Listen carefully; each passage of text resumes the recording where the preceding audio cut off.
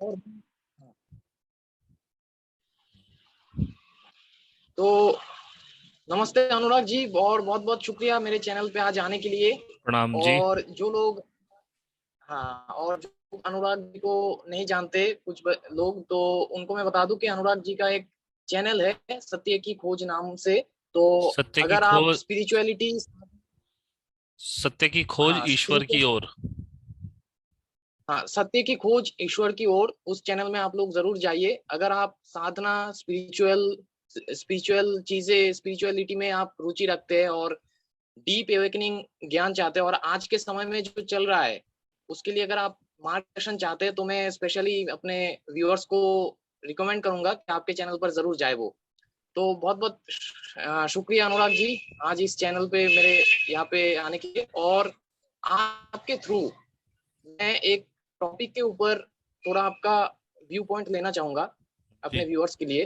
तो ये टॉपिक है actually an upcoming alien arrival के ऊपर, जो जी अभी बहुत चर्चे में चल रहा है। जैसे कि डॉक्टर विलास जगदाले भी बहुत कह रहे हैं आजकल के बहुत जल्दी दुनिया एक एलियन इन्वेजन या फिर एलियन अराइवल का सम्मुखीन होने चला है। जी। और इस तरफ आप देख सकते हैं कि बहुत सारे एस्ट्रोलॉजर्स और यूट्यूबर जो स्पिरिचुअलिटी एस्ट्रोलॉजी से कनेक्टेड है, वो लोग भी ये कह रहे हैं कि अभी एस्ट्रोलॉजिकल एक बहुत तगड़ा संयोग बना हुआ है, एक हम्म। कॉन्जंक्शन बना हुआ है celestial, जी। जिसके आधार पे मतलब ये कहा जा रहा है कि अभी अप्रैल के बाद there are very strong chances कि एक एलियन अराइवल, इन्वेजन या फिर एलियन डिस्क्लोजर जैसा कुछ होने का बहुत किस ज्यादा चांसेस है। किस समय के बाद? अब एक चीज, अप्रैल के बाद से मैक्सिमम लोग कह रहे हैं, मतलब इसी साल, ओके। और ज्यादा ओके। टाइम नहीं। ओके। और इसी तरफ आप देख सकते हैं कि जैसे कि एक डिसेप्टिव टाइम में हम जी रहे हैं, और एक के बाद एक डिसेप्शन आ ही रहे। पहले तो डिसेप्शन आया ये पैंडेमिक का, और उसके जी बाद पनीर टीका का, जी। और चलते ही हाँ, और भी इनके स्ट्रेटेजी है जो इन्होंने अभी कम्प्लीटली इम्प्लीमेंट नहीं किया है। तो हम्म। सारे स्ट्रेटेजियों में एक स्ट्रेटेजी प्रोजेक्ट ब्लू बीम के नाम से भी एक स्ट्रेटेजी है, जिसके बारे में आपको हम्म। पता है, और बहुत सारे दर्शकों को पता होगा इसके बारे में। हम्म। और जिनको प्रोजेक्ट ब्लू बीम के बारे में बेसिक नहीं पता है, तो मैं उनको बता दूं, प्रोजेक्ट ब्लू बीम एक्चुअली एक सीआईए का टॉप सीक्रेट प्रोजेक्ट है, या फिर आप कह सकते हैं सीक्रेट सोसाइटीज का एक टॉप सीक्रेट प्रोजेक्ट है, जिसके थ्रू वो होलोग्राफिक 7D होलोग्राम के जरिए एक डिसेप्शन क्रिएट करेंगे, लोगों को ये दिखाने के लिए कि हमारे ऊपर कोई एलियन या फिर परग्रहियों का हमला हो चुका है। अब वो क्यों इस चीज को कर रहे हैं, और इतने सालों से हम जितने भी एलियन मूवीज देखते हैं, उसमें हमें हमेशा एलियन को नेगेटिवली, मतलब एलियन या फिर परग्रहियों को नेगेटिवली ही पोर्ट्रे किया गया है उस मूवीज में। और आप आज के समय में देख सकते हैं कि कोई भी फेमस टॉपिक, चाहे कोई भी टॉपिक हो, उसके ऊपर बहुत सारे लोगों का, मतलब ऑल ओवर द ग्लोब अलग अलग लोगों का अलग अलग व्यू पॉइंट होना चाहिए। लेकिन मैंने ये चीज नोटिस किया है कि ये जो एलियन वाला टॉपिक है, ये जब भी किसी के दिमाग में आता है, तो उसके दिमाग में यही पहला चीज आता है कि ये एक थ्रेट है, मतलब एलियन मतलब एक थ्रेट है हमारे प्लेनेट के लिए, मतलब एक इन्वेजन की थ्रू देखते हैं। मतलब ये भी एक सोचने वाली चीज है कि मैक्सिमम पॉपुलेशन का एलियन यूएफओ उस चीज को लेकर एक नेगेटिव माइंडसेट क्यों बना है। तो मुझे ये लगता है कि ये कहीं ना कहीं ये जो प्रेडिक्टिव प्रोग्रामिंग इतने सालों से चल रहा है हॉलीवुड बॉलीवुड मूवीज के, एलियन जितने भी मूवीज है, और यहाँ तक कि net Jio, that is national geographic channel, और डिस्कवरी चैनल, जिनको जनता आज के समय में बहुत informative and science and truth evidence based channel मानती है, वहां पर भी एलियन या फिर परग्रहियों को नेगेटिवली पोर्ट्रे किया जाता है।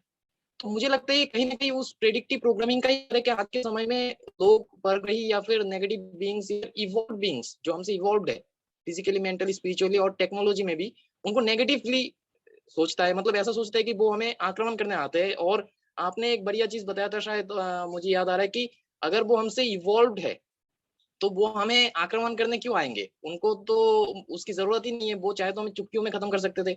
बिल्कुल। इतने सालों से वो हम, तो वो अब तक बैठे क्यों है अगर उनको खत्म ही करना था हमसे। और हम्म। एक चीज सोचने वाली बात यह है कि उनके टेक्नोलॉजी के आसपास पे ही नहीं है, उसके बराबर तो होना बहुत बड़ी, बहुत बात की बात है। तो वो जी हमें थोड़ी हमसे लड़ने आएंगे या फिर हमें चैलेंज करने की उन्हें थोड़ी जरूरत है, वो चाहे तो हम एक चुटकी में खत्म कर सकते थे इतने सालों से।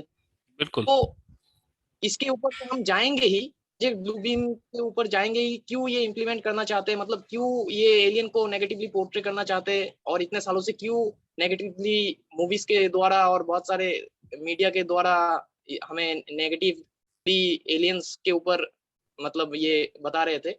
लेकिन उसके पहले ये जो एस्ट्रोलॉजिकल संयोग अभी बना हुआ है, जो रियल एलियंस के आने का और मतलब इशारा कर रहा है, तो इसके ऊपर मैं सबसे पहले आपसे ये जानना चाहूंगा कि सच में क्या कोई एलियन इन्वेजन होने वाला है या फिर एलियन अराइवल होने वाला है। और इससे पहले भी मैं आपसे एक और चीज जानना चाहूंगा कि ये एलियन जो चीज है, बहुत सारे दर्शकों का मतलब अभी कॉन्फ्यूजन बैठा रहा है मन में कि एक्चुअली एलियंस है क्या, किसी को भी ठीक से नहीं पता आज के समय में कि ये एलियन या फिर ये एक्चुअली है क्या, और क्या ये अभी जो हमें एलियन या फिर यूएफओ के बारे में पता चल रहा है, या क्या पहले भी थे, मतलब पहले के टाइम में भी थे। तो सर मैं इसी बात से शुरू करना चाहूंगा आपसे कि इन सब की शुरू कहाँ से हुआ, मतलब ये है क्या और कहाँ से शुरू हुआ। पहले तो आप ये समझिए, जैसे पहला क्वेश्चन आपका, सबसे जो सेकंड क्वेश्चन है वही वैलिड क्वेश्चन है, एलियन है कौन। और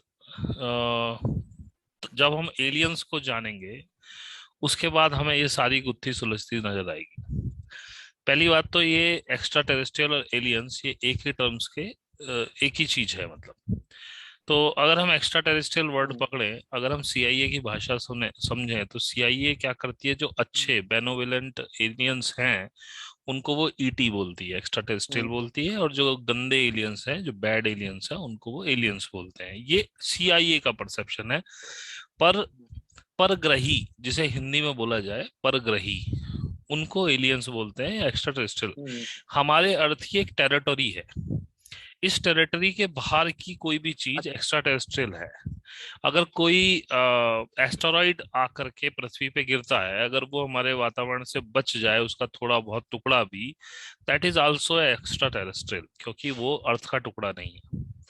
तो पहली बात तो जो अर्थ से बाहर का है वो एक्स्ट्रा टेरेस्ट्रियल। अब दूसरी बात आती है, जो अगर मैं छोड़ दूं अब्राहमिक कल्चर को, जो ये जूइश का जो उनका ग्रंथ है, बाइबल को छोड़ूं, कुरान को छोड़ूं, हालांकि बाइबल कुरान में भी इन सब बातों का जिक्र है, लेकिन अभी मैं छोड़ देता हूँ। तो यदि अगर मैं जाऊं अपने सनातन धर्म के धर्मशास्त्रों पे, तो creator of this universe is Brahma. अब वो यूनिवर्स का क्रिएटर है कि हमारे सौरमंडल का क्रिएटर है कि पृथ्वी का क्रिएटर है, अब ये आपको समझना पड़ेगा। तो अगर आप ब्रह्मा को देखें तो ब्रह्मा कौन है, उसने इस धरती को क्रिएट किया है, यूनिवर्स को क्रिएट किया है। दैट मीन्स वो इस अर्थ का तो नहीं है। नहीं। अगर वो अर्थ का होता तो अर्थ पहले से होती। लेकिन ऐसा माना जाता है कि अगर मैं अद्वैत वेदांता का परसेप्शन लूं, तो ये माना जाता है कि एक बिंदु स्वरूप ब्रह्म था, जो कि सुषुप्त अवस्था में था, जब कुछ भी नहीं था। जिसमें हमारे यहाँ एक श्लोक भी है जिसका आप देखेंगे, वो पुराना वाला जो चाणक्य था, जब उसको आप उसकी वर्डिंग जो नंबरिंग आती है, तो उसमें एक श्लोक आता है, सत से पहले कुछ भी नहीं था, ऐसे करके। तो ब्रह्म हमारे यहाँ माना जाता है एक बिंदु स्वरूप जो सुषुप्त अवस्था में था। उसके बाद जो बिग बैंग थ्योरी को आजकल साइंटिस्टों ने खारिज कर दिया है कि बिग बैंग कुछ नहीं होता है। पहले इन्होंने बोला था कि एक तारा था जो कंडेंस होता रहा, उसके बाद वो फट गया, और उसके बाद से वो एक्सपेंड कर रहा है, दैट इज, और उसी ने यूनिवर्स बनाया। लेकिन अब ये स्ट्रिंग थ्योरी आ गई है, जो कि 1100 ईसा पूर्व में हमारे आदिगुरु शंकराचार्य ने अपनी किताबों में डाल दी थी। What is string theory? String theory में क्या उन्होंने कहा, एक बिंदु स्वरूप ब्रह्म था जिसमें एक कंपन उत्पन्न हुआ। जैसे गिटार को आप स्ट्रिंग उसका छेड़े तो उसमें एक वाइब्रेशन होती है, तो उस वाइब्रेशन से वो ब्रह्म में थोड़ा वाइब्रेशन आया। वाइब्रेशन जैसे ही आया, तो साथ में जो उसकी आदिशक्ति, जिसे हम कुंडलिनी बोल सकते हैं, दुर्गा बोल सकते हैं, महामाया बोल सकते हैं, वो भी वाइब्रेट हुई, वो भी जागृत हुई। और ये कॉन्सेप्ट तो खैर बहुत बड़ा है, नहीं तो बहुत बड़ा ये हो जाएगा, तो मैं आपको बहुत शॉर्ट में बताऊं। उसके बाद ब्रह्म में अहंकार आता है, अहंकार से इच्छा हम्म उत्पन्न होती है, इच्छा से विचार उत्पन्न होता है, नहीं, अहंकार से विचार, विचार से इच्छा, इच्छा के हम्म बाद वो कहता है कि अब मैं एक ब्रह्मांड का निर्माण करूंगा। तब उसकी शक्ति जो महामाया, एक्चुअली में ब्रह्म कुछ नहीं करता, तो वो महामाया सबसे पहले प्रजापति ब्रह्मा की उत्पत्ति करती है। ये मैं आपको अद्वैत वेदांत से बता रहा हूँ। अच्छा। प्रजापति ब्रह्मा जिस समय क्रिएट किया जाता है उस एनर्जी के द्वारा, जिसे हम महामाया कहते हैं, जिसे हम कुंडलिनी बोलते हैं, जिसे हम लक्ष्मी, राधा, सीता, कुछ भी बोल सकते हैं, फेमिनिन एनर्जी अगर इंग्लिश में मैं टर्म यूज करूं। तो जब प्रजापति ब्रह्मा उत्पन्न हुए तब प्रजापति ब्रह्मा का सिर्फ एक ही काम है, वो सृष्टि को बनाता है, और सृष्टि बिगड़ती है, अगले दिन वो फिर बनाने बैठ जाता है। उसका डेली का काम यही है, वो रात में सोता है, सुबह को उठता है, फिर सृष्टि बनाता है। तो ये आपको हमारे, अगर आप पढ़ें ये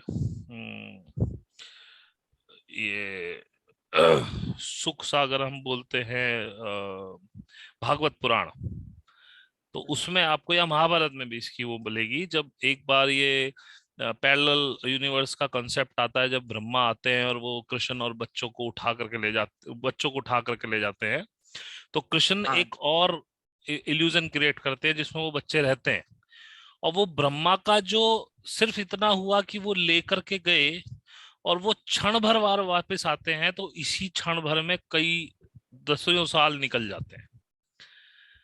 तो वो ब्रह्मा का जब अभिमान तोड़ते हैं, ब्रह्मा कहते हैं कि भाई मेरा तो यहाँ, ये तो बच्चे सारे यहाँ खेल रहे हैं, तो फिर नतमस्तक होते हैं कृष्ण के सामने कि, तो वो एक पैरेलल यूनिवर्स का खेल है। उसमें बताया कि ब्रह्मा का टाइमलाइन कुछ और है, हमारा टाइमलाइन कुछ और है, उसका जो एक क्षण है वो हमारे यहाँ दसियों साल निकाल देता है। तो इसी तरह से वो सिर्फ उठता है, सृष्टि बनाता है, सो जाता है, सुबह को उठता है, फिर सृष्टि, मतलब उसके सोने सोने में सृष्टि का तहस नहस हो जाती है।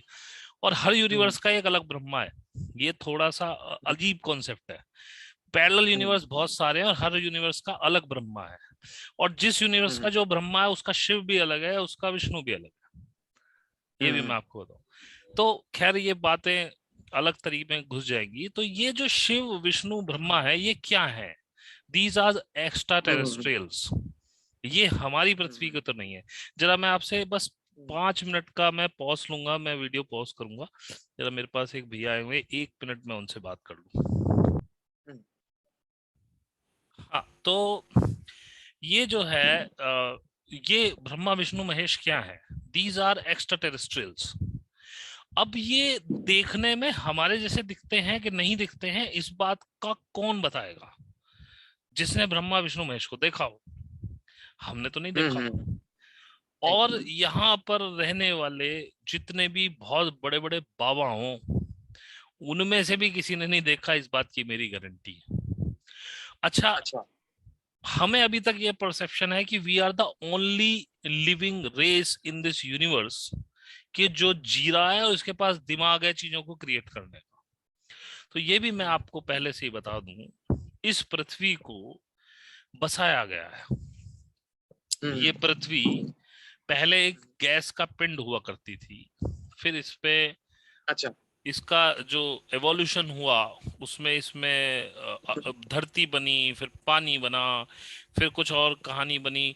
उन धरती, पानी और सूर्य की हिसाब किताब के साथ इस पे एनवायरनमेंट क्रिएट हुआ। तो ये भी सब उन लोगों का प्लान था। फिर उन्होंने क्या किया, जो मतलब ये जो अर्थ है, अगर मैं बोलूं हमारे अपने यूनिवर्स में ये सबसे सुंदर ग्रह है, इससे सुंदर कोई नहीं है।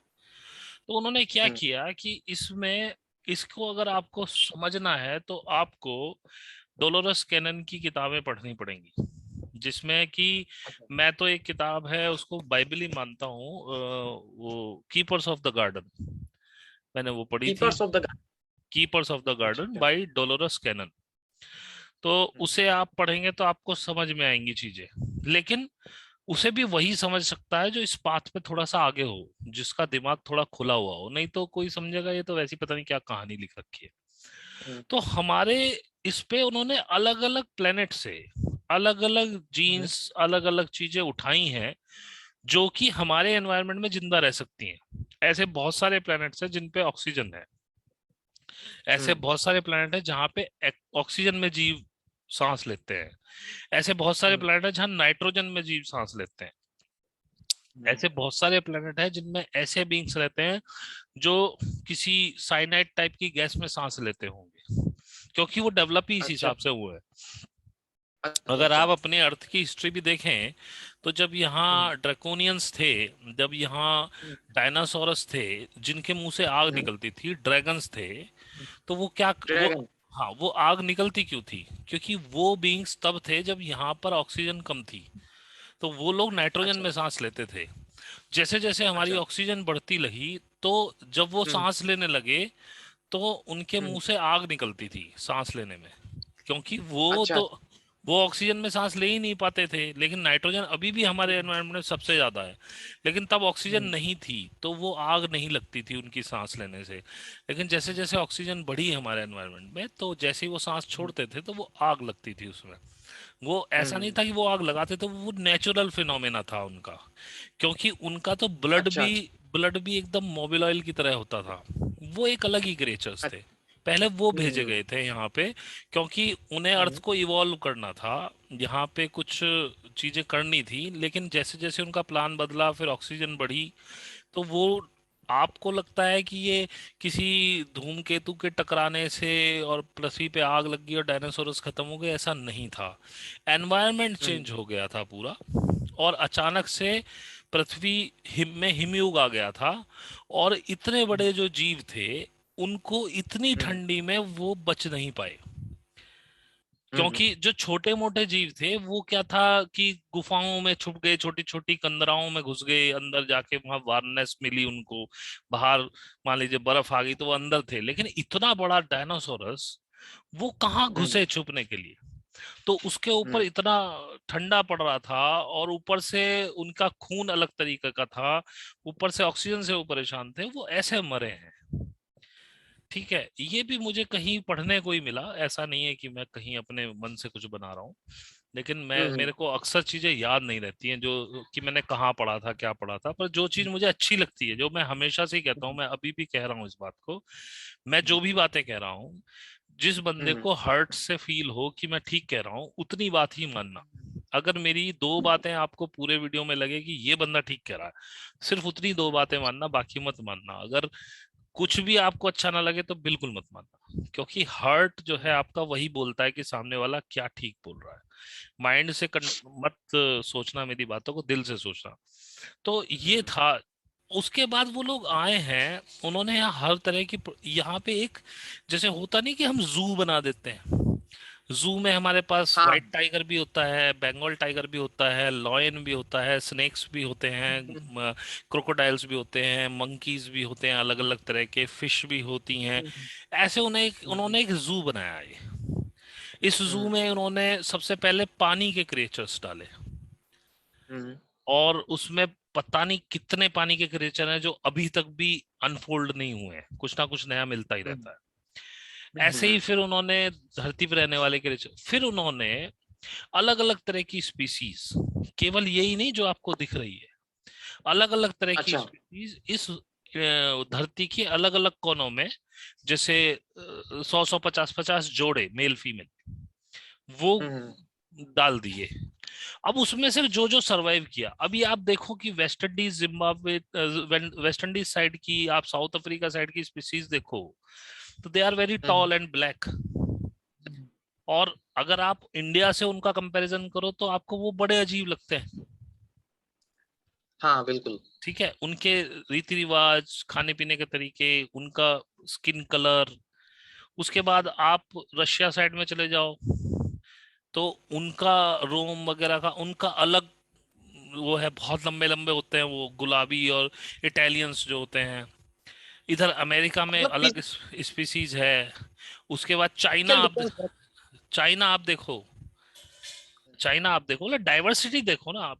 इस, अगर हाँ हम एक ही बाप की संतान होते, तो हमारे अंदर चाइना की देखो, छोटे होते हैं, छोटी छोटी आंखें होती है उनकी, फ्लैट सा फेस होता है। तो अगर हम एक ही बाप की संतान है, तो इतनी डाइवर्सिटी कैसे आ सकती है? कोई पेल होता है, उनकी स्किन कलर पीली होती है, कोई रेड होती है, किसी की ब्लैक होती है, हमारी ब्रिटिश है। इंडिया में गोरा कलर नहीं है, ब्रिटिश है। उसके बाद आप जापान में चले जाओ, तो जापान और चाइना में कोई बहुत ज्यादा फर्क नहीं है, लेकिन जापान के लोग लंबे होते हैं। तो अच्छा। तो ये कई सारी स्पीसीज अलग अलग डाली गई थी ह्यूमनॉइड्स की। अब उसमें जो जो सरवाइव कर पाए, इनमें बहुत सारे मर गए जो सरवाइव नहीं कर पाए हैं। मतलब अब सारे ह्यूमन एक कैटेगरी के हैं, लेकिन उनमें भी वैरायटी है, हाँ, जैसे कि वो बिल्ली भी अलग है। अलग अलग एक प्लेनेट से लाके उनको यहाँ पे कुछ उनका जीन मॉडिफिकेशन करके उनको धीरे धीरे यहाँ पे अलग अलग जगह डाला कि देखते हैं कौन कौन सरवाइव करता है। जो जो सरवाइव किया वो सरवाइव किया, फिर उन्होंने छोड़ा। उस समय हमारे अंदर कोई कोई लिएंडरथल मानव जिसको बोलते हैं, कि हमारे अंदर कोई बहुत ज्यादा इवोल्यूशन नहीं था, हमें चीजें नहीं आती थी। फिर वो लोग खुद आए ह्यूमन इंडिजिनियस फॉर्म में या ह्यूमनॉइड फॉर्म में, यहाँ अपनी कॉन्शियसनेस से वो आए हमारे पास, उन्होंने हमको सिखाया है। कई बार तो वो सीधे ही आए हैं, मतलब वहाँ उन्होंने जहाँ जन्म नहीं लिया, वो सीधे यूएफओ से आए हैं। अगर उसका आप लेटेस्ट उदाहरण देखें, पुराने में तो मैं अगर शास्त्रों में घुस जाऊंगा तो बहुत डीप हो जाएगा, लेकिन अगर आप नया उदाहरण देखें तो बाइबल में देखिए, जो इजिकील है, इजिकील के सामने वो कहता है कि एक एक ऊपर से एक चैरियट आई जो बिल्कुल झरनों की तरह गड़गड़ाहट कर रही थी। फिर उसमें इजिकील ने पूरा डॉन जॉन वैन डाइकिन करके एक बंदे हैं, उनका आप सुनिएगा, अच्छा अच्छा। उन्होंने इसका पूरा बताया है, और उसमें उन्होंने इजकील के हिसाब से डिजाइन किया है वो चैरियट की कैसा था। उन्होंने उसका फोटो भी बनाया। उसने बताया था कि उसके चारों चार खंबे हैं, उन पे पंखे लगे हुए हैं जो घूमते हैं। उसके नीचे जब वो उतरता है तो चार उसमें पहिए हैं, वो पहिए ऐसे हैं जो आगे भी चल सकते हैं, पीछे भी चल सकते हैं, और बिना स्टेयरिंग के, ऐसे मूवमेंट के, वो इधर भी चल सकते हैं, इधर भी चल सकते हैं। तो वैसा व्हील भी डिजाइन किया है नासा ने। तो इजिकील के टाइम पे वो आए हैं, इजिकील से मिले हैं, इजिकील ने उनको गॉड समझा है, उसने नतमस्तक हुआ है। वो इजिकील को लेके गए हैं एक जगह पे, एक पहाड़ी पे, जहां उनका वो व्हीकल पार्क होता था। फिर इजिकील को उन्होंने एक एक कुछ मीटर या पैमाना टाइप कुछ दिया है, और उसको बोला है कि इस पूरे महल को नापो, ये जो भी बना हुआ है इसको नापो, इसकी पैमाइश करो। इजिकील बोलता है कि मैं क्यों करूं? बोले इसीलिए तो हम तुम्हें लाए हैं यहाँ पे, क्योंकि वो टेक्नोलॉजी ट्रांसफर करना चाहते हैं कि थे कि ऐसी भी कोई चीज होती है। तो इजिकील ने वो नापा है, और इजिकील की मेमोरी इतनी तेज है कि वो फिर जाके उसको लिखता भी है, बाइबल में उसका है पूरा। फिर बुक ऑफ इनॉक है, ऐसी बुक ऑफ इनॉक कभी पब्लिश ही नहीं की गई, उसकी बहुत सारी बुक है, केवल आज तक एक ही बुक मिली है उसकी। अब वो मिली नहीं है कि वो मिले देना नहीं चाहा गया, किसी के पास है, मुझे नहीं पता। तो अब इससे आपको लगेगा कि वो लोग आते हैं बार बार हमारे पास, और हम लोगों को समझा के जाते हैं। उन लोगों ने हमें बीज दिए उगाने को, बताया कि कौन सी फसल कौन से उसमें कैसे पनपेगी, इसमें पानी देते हैं, खाद देते हैं, खरपतवार सब सिखा के हैं। Everything you have right now, हम आप इस लैपटॉप के जरिए, इंटरनेट के जरिए बात कर रहे हैं, ये हमने कुछ भी नहीं खोजा है, सब उन लोगों ने दिया है। अगर आप एल्बर्ट आइंस्टाइन या किसी भी बड़े आविष्कारक को जिसने आविष्कार किए हैं, उनकी मैंने काफी लोगों की सुनी है चीजें, तो उन्होंने, अधिकतर लोगों ने यही कहा है कि हमको सपने में कुछ आया, हमने हमें वो याद रह गया और हमने इम्प्लीमेंट किया तो वो बन गया। अब थॉमस अल्वा एडिसन वगैरह ये सब लोगों ने ऐसे ही किया है। निकोला टेस्ला जब थे 1910 के आसपास, जो टाइम अभी चल रहा है ये टाइम तब आने वाला था, लेकिन निकोला टेस्ला को मार दिया गया। और अभी आप समझिए, एवरी सुपर पावर, यानी कि यूएस, चाइना, रशिया, इन तीनों के अलावा मैं किसी को नहीं मानता हूँ सुपर पावर, इन सब के एलियंस के साथ समझौते हुए हुए हैं। अब आप समझिए, यदि आपको इंडिया में कोई चीज चेंज करनी है मास लेवल पे, या समझो कोई कानून बनाना है, तो आप किससे बात करोगे? मुझसे तो नहीं करोगे, आपको बात करनी पड़ेगी यहाँ के प्रधानमंत्री के साथ। तो वो आए थे, वो लोग उस समय यूएस प्रेसिडेंट थे जो 1949 में, उस हम्म। 1949 में या 1947 हाँ 1947 के आसपास उनकी वार्ता हुई थी। वो उसका नाम मैं भूल गया, एक डॉक्यूमेंटेशन, एक समझौता हुआ था उनका आपस में। तो जॉन एफ कैनेडी। नहीं नहीं, जॉन एफ कैनेडी नहीं थे, कोई और थे। आप ध्यान करना 1947 में कौन यूएस प्रेसिडेंट थे। अगर आपके पास गूगल है तो एक मिनट हम्म। मैं अपने उसमें खोल के देखता हूँ अगर मुझे मिल जाए। यूएस प्रेसिडेंट इन 1947,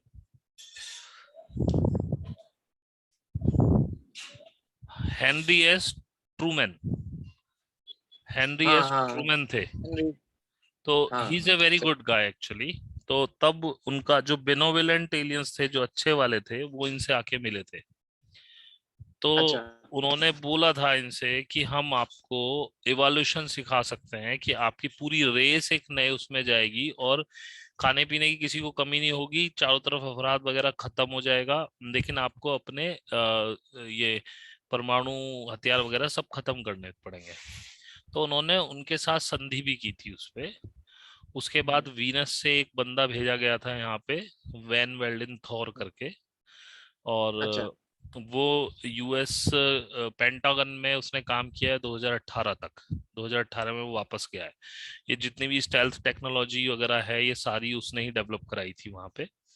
उसके बाद वो हम्म। दोबारा आए थे, उन्होंने कहा कि भाई देखो, आपके पास कुछ गंदे एलियंस भी आएंगे, तो आप कृपया उनसे बच के रहना, उनकी बात मत मानना। तो ट्रूमैन ने नहीं मानी थी उनकी बात। लेकिन उससे पहले एक वो बना दिया गया था एरिया 51, जिसके तहत क्रिएट किया गया, उनका नाम था MJ12। करके हम्म। था एक ग्रुप। हम्म। तो ट्रूमैन ने मना कर दिया था उनको, लेकिन MJ12 वालों ने लपक लिया उनको कि भाई हम आपके साथ ट्रीटी करना चाहते हैं। ट्रूमैन को नहीं पता था, लेकिन फिर हम्म। उन्होंने गंदे एलियंस के साथ ट्रीटी कर ली, क्योंकि उन्होंने कहा था कि हम आपको पावर देंगे। और वो हम्म। ग्रीड वाले बंदे थे। और वो ग्रीड वाले हम्म। क्यों थे? हमारे सौरमंडल में एक 10वां ग्रह हुआ करता था जिसका नाम था मेल्डेक। अच्छा। मेल्डेक से ये कहानी शुरू हुई थी। सबसे पहले मेल्डेक को बसाया गया था।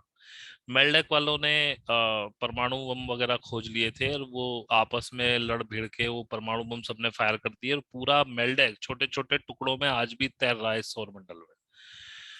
मेल्डेक के बाद जो सोल्स मेल्डेक की थी, वो मार्स पे इनकारनेट हुई।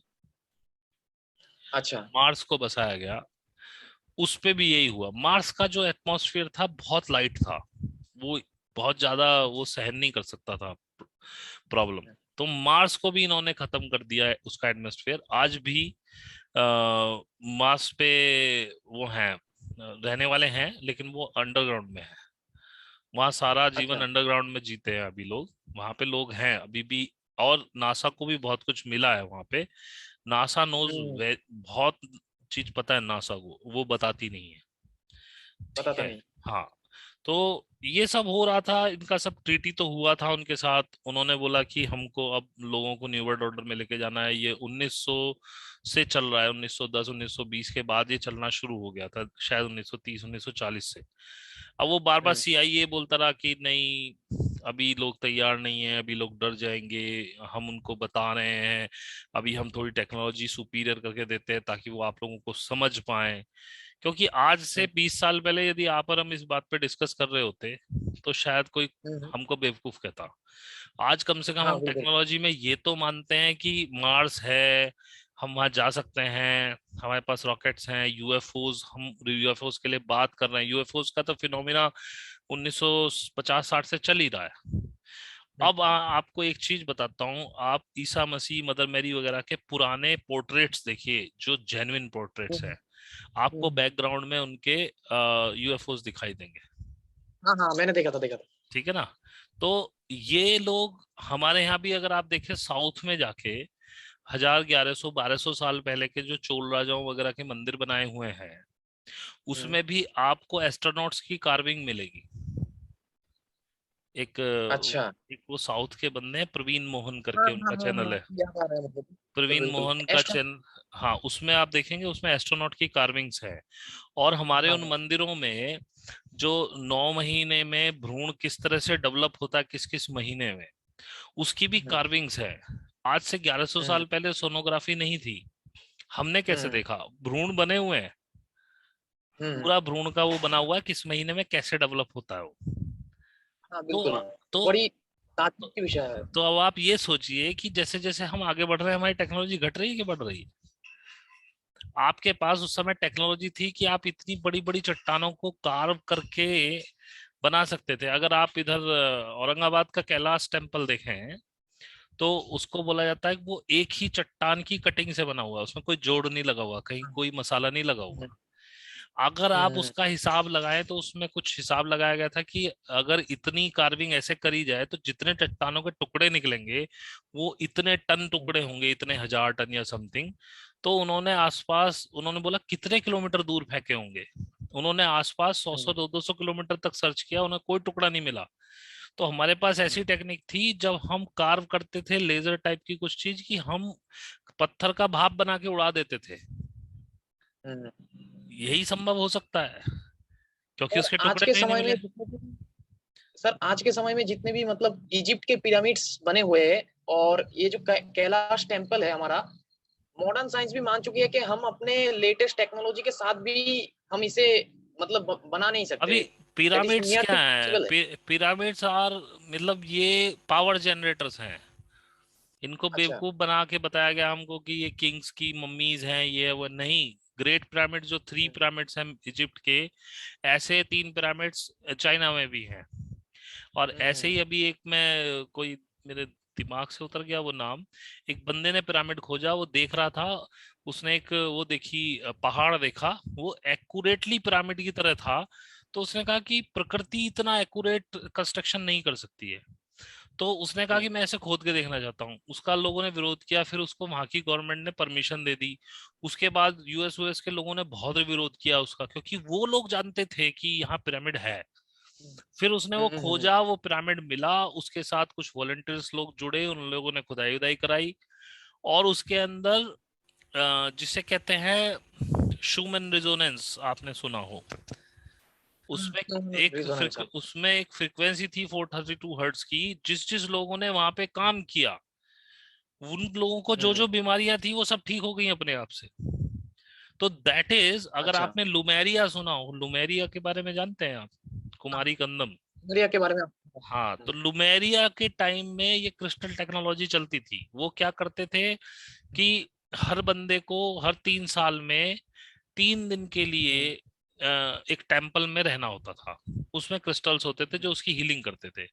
और एक दिन रहने का मतलब होता था उसमें कि आपकी 1 साल की जितना बुढ़ापा आपके शरीर में आया वो हील हो गया। तो वो 3 दिन अच्छा, में 3 साल का हीलिंग कर लेते थे, वो कभी मरते नहीं थे। तो ये टेक्नोलॉजी इतने थी। हाई लेवल के। हाँ, बहुत हम्म, लुमेरिया में कोई इतनी पावरफुल लुमेरियन टेक्नोलॉजी थी, सारा क्रिस्टल से था हिसाब किताब उसमें। हम्म। यदि आप और कीपर, आपने सर बताया कि लुमेरिया ही रावण का श्रीलंका है ओरिजिनल, जी जी, जिसको अगर आप, आज हम। जी, अगर आप वो सत्संगी करके हैं एक, उनकी किताब है वन मैन वन किल। हम्म, उसका हम्म, हिंदी वर्जन भी शायद अभी कपोत वाले बना रहे हैं, पता नहीं कब तक आएगा, कपोत पब्लिकेशन पे आना है वो। तो मैं हिंदी का ही वेट कर रहा हूँ उसका, वन मैन वन किल का। अगर आपको ज्यादा ईगरनेस है तो आप इन अमेजोन से वन मैन वन किल मंगा सकते हो। उसमें उन्होंने बिल्कुल बिल्कुल। एक्यूरेट लंका बताई है कहाँ पे है। तो जहां हम्म, वो लंका है, वो क्षेत्र डूब चुका है और वो लुमेरिया का क्षेत्र है। हम्म, तो वो जो लंका थी, जो ये श्रीलंका है, दैट इज अ कॉपी। वो हम्म, विभीषण ने मंत्रों द्वारा क्रिएट करी थी, उसकी एग्जैक्ट रिप्लिका एक। लेकिन हम्म, जितना जितना बड़ा रावण का साम्राज्य था, उतनी तो श्रीलंका की औकात ही नहीं है कि इतने राक्षसों को वो सहन कर सके।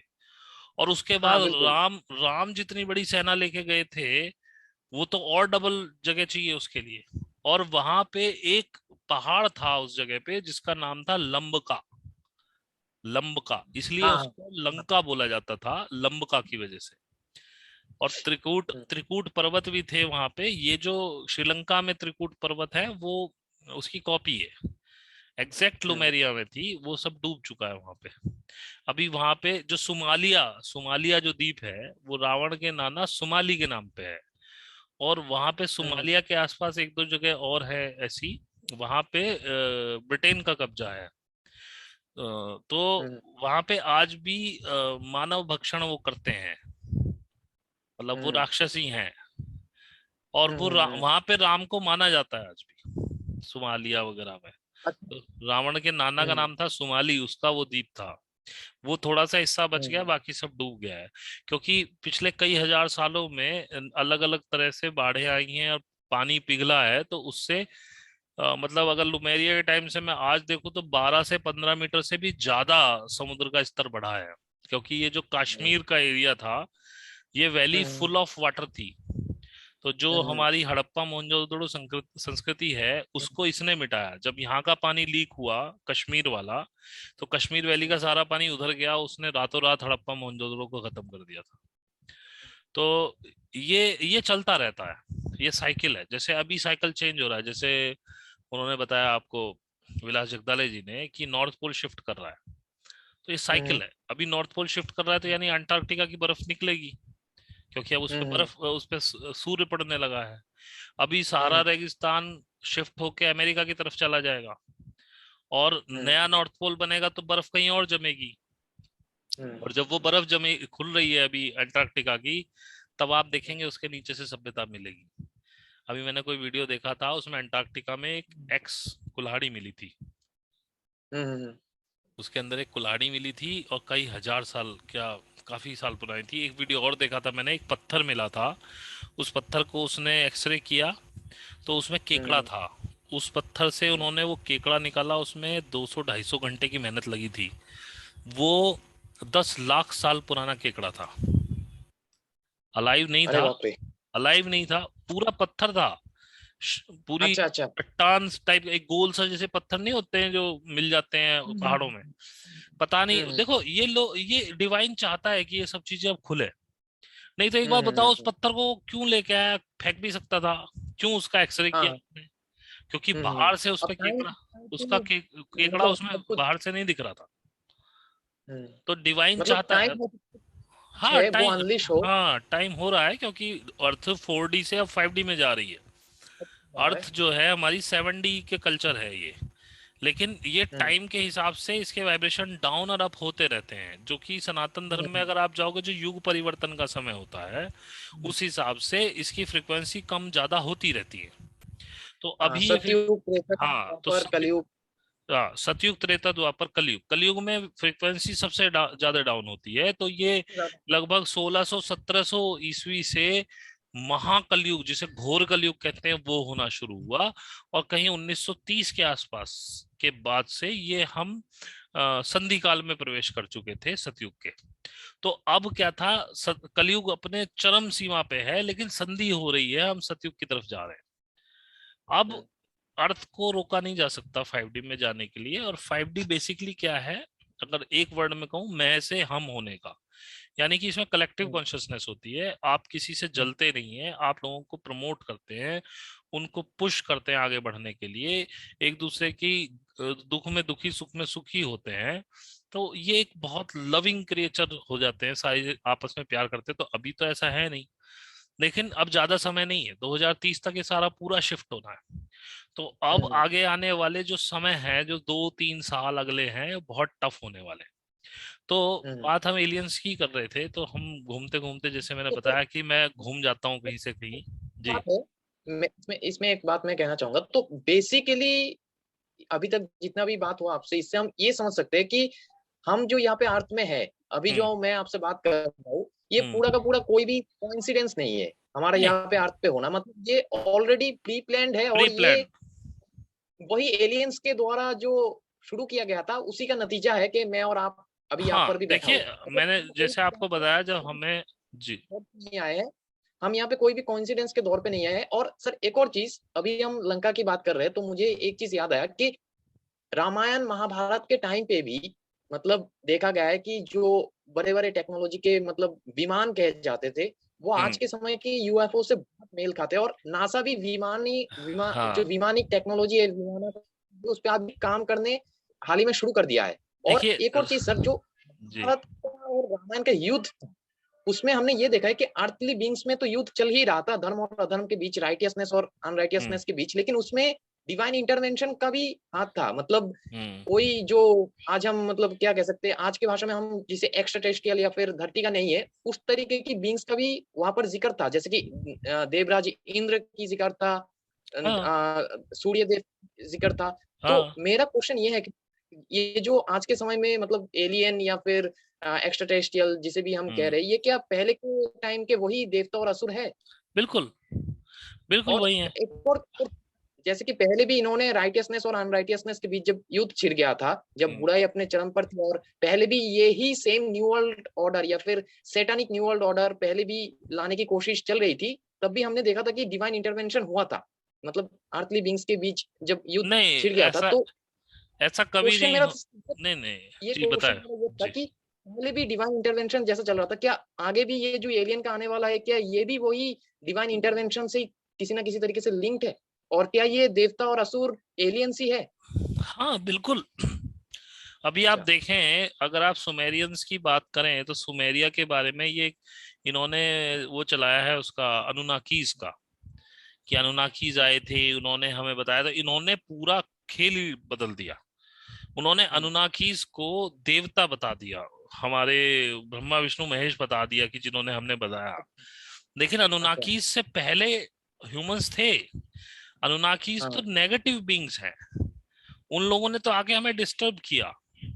और ये हम्म, जितने भी ये 13 ब्लड फैमिलीज हैं, ये सारी अनुनाकीज की तो ब्लड फैमिलीज हैं। हम्म, अनुनाकी गंदे लोग थे। ये उनको हम्म, इतना बड़ा चढ़ा के बताते हैं कि अनुनाकीज ने हमें बताया बनाया और अनुनाकी भगवान है, अनुनाकी ये। नहीं, अनुनाकी गंदे लोग थे। और जब हम्म, बहुत समय एक्चुअली क्या हुआ था, अनुनाकीज का जो प्लैनेट एक्स निबेरू है, उसका हम्म, इन्होंने आप, ये बहुत गंदे थे, आपस में लड़ते भिड़ते रहते थे, टेक्नोलॉजिकली बहुत हाई थे इनका। मतलब इनका जीवन काल बहुत बड़ा था, ये 10-10 हजार 20-20 हजार साल जी जाते थे। तो ये लड़ते हम्म। भिड़ते रहते थे, टेक्नोलॉजिकली बहुत हाई थे, इन्होंने आपस में वार कर करके अपना पूरा प्लानेट का सत्यानाश कर दिया। तो तब मतलब जो, यही हाँ, राक्षस। हाँ यही राक्षस है। कहीं ना कहीं मैं हम्म, इसको लिंक करता हूँ रावण से भी। रावण भी इसी हम्म, ब्लड लाइन में से था। क्योंकि अच्छा। अगर आप रावण की जो माता जी थी, कैकसी या हम्म, कैकसी थी शायद, एक मिनट मैं देख लेता हूँ। राक्षसी थी। राक्षसी तो थी, उनका नाम शायद कैकसी था। अच्छा, देख लेता हूँ एक बार गूगल में। Ravana Ravana's mother mother's name. Name Kaikesi होगा शायद। हाँ कैकसी, कैकसी था। प्रिंसेस काइकेसी।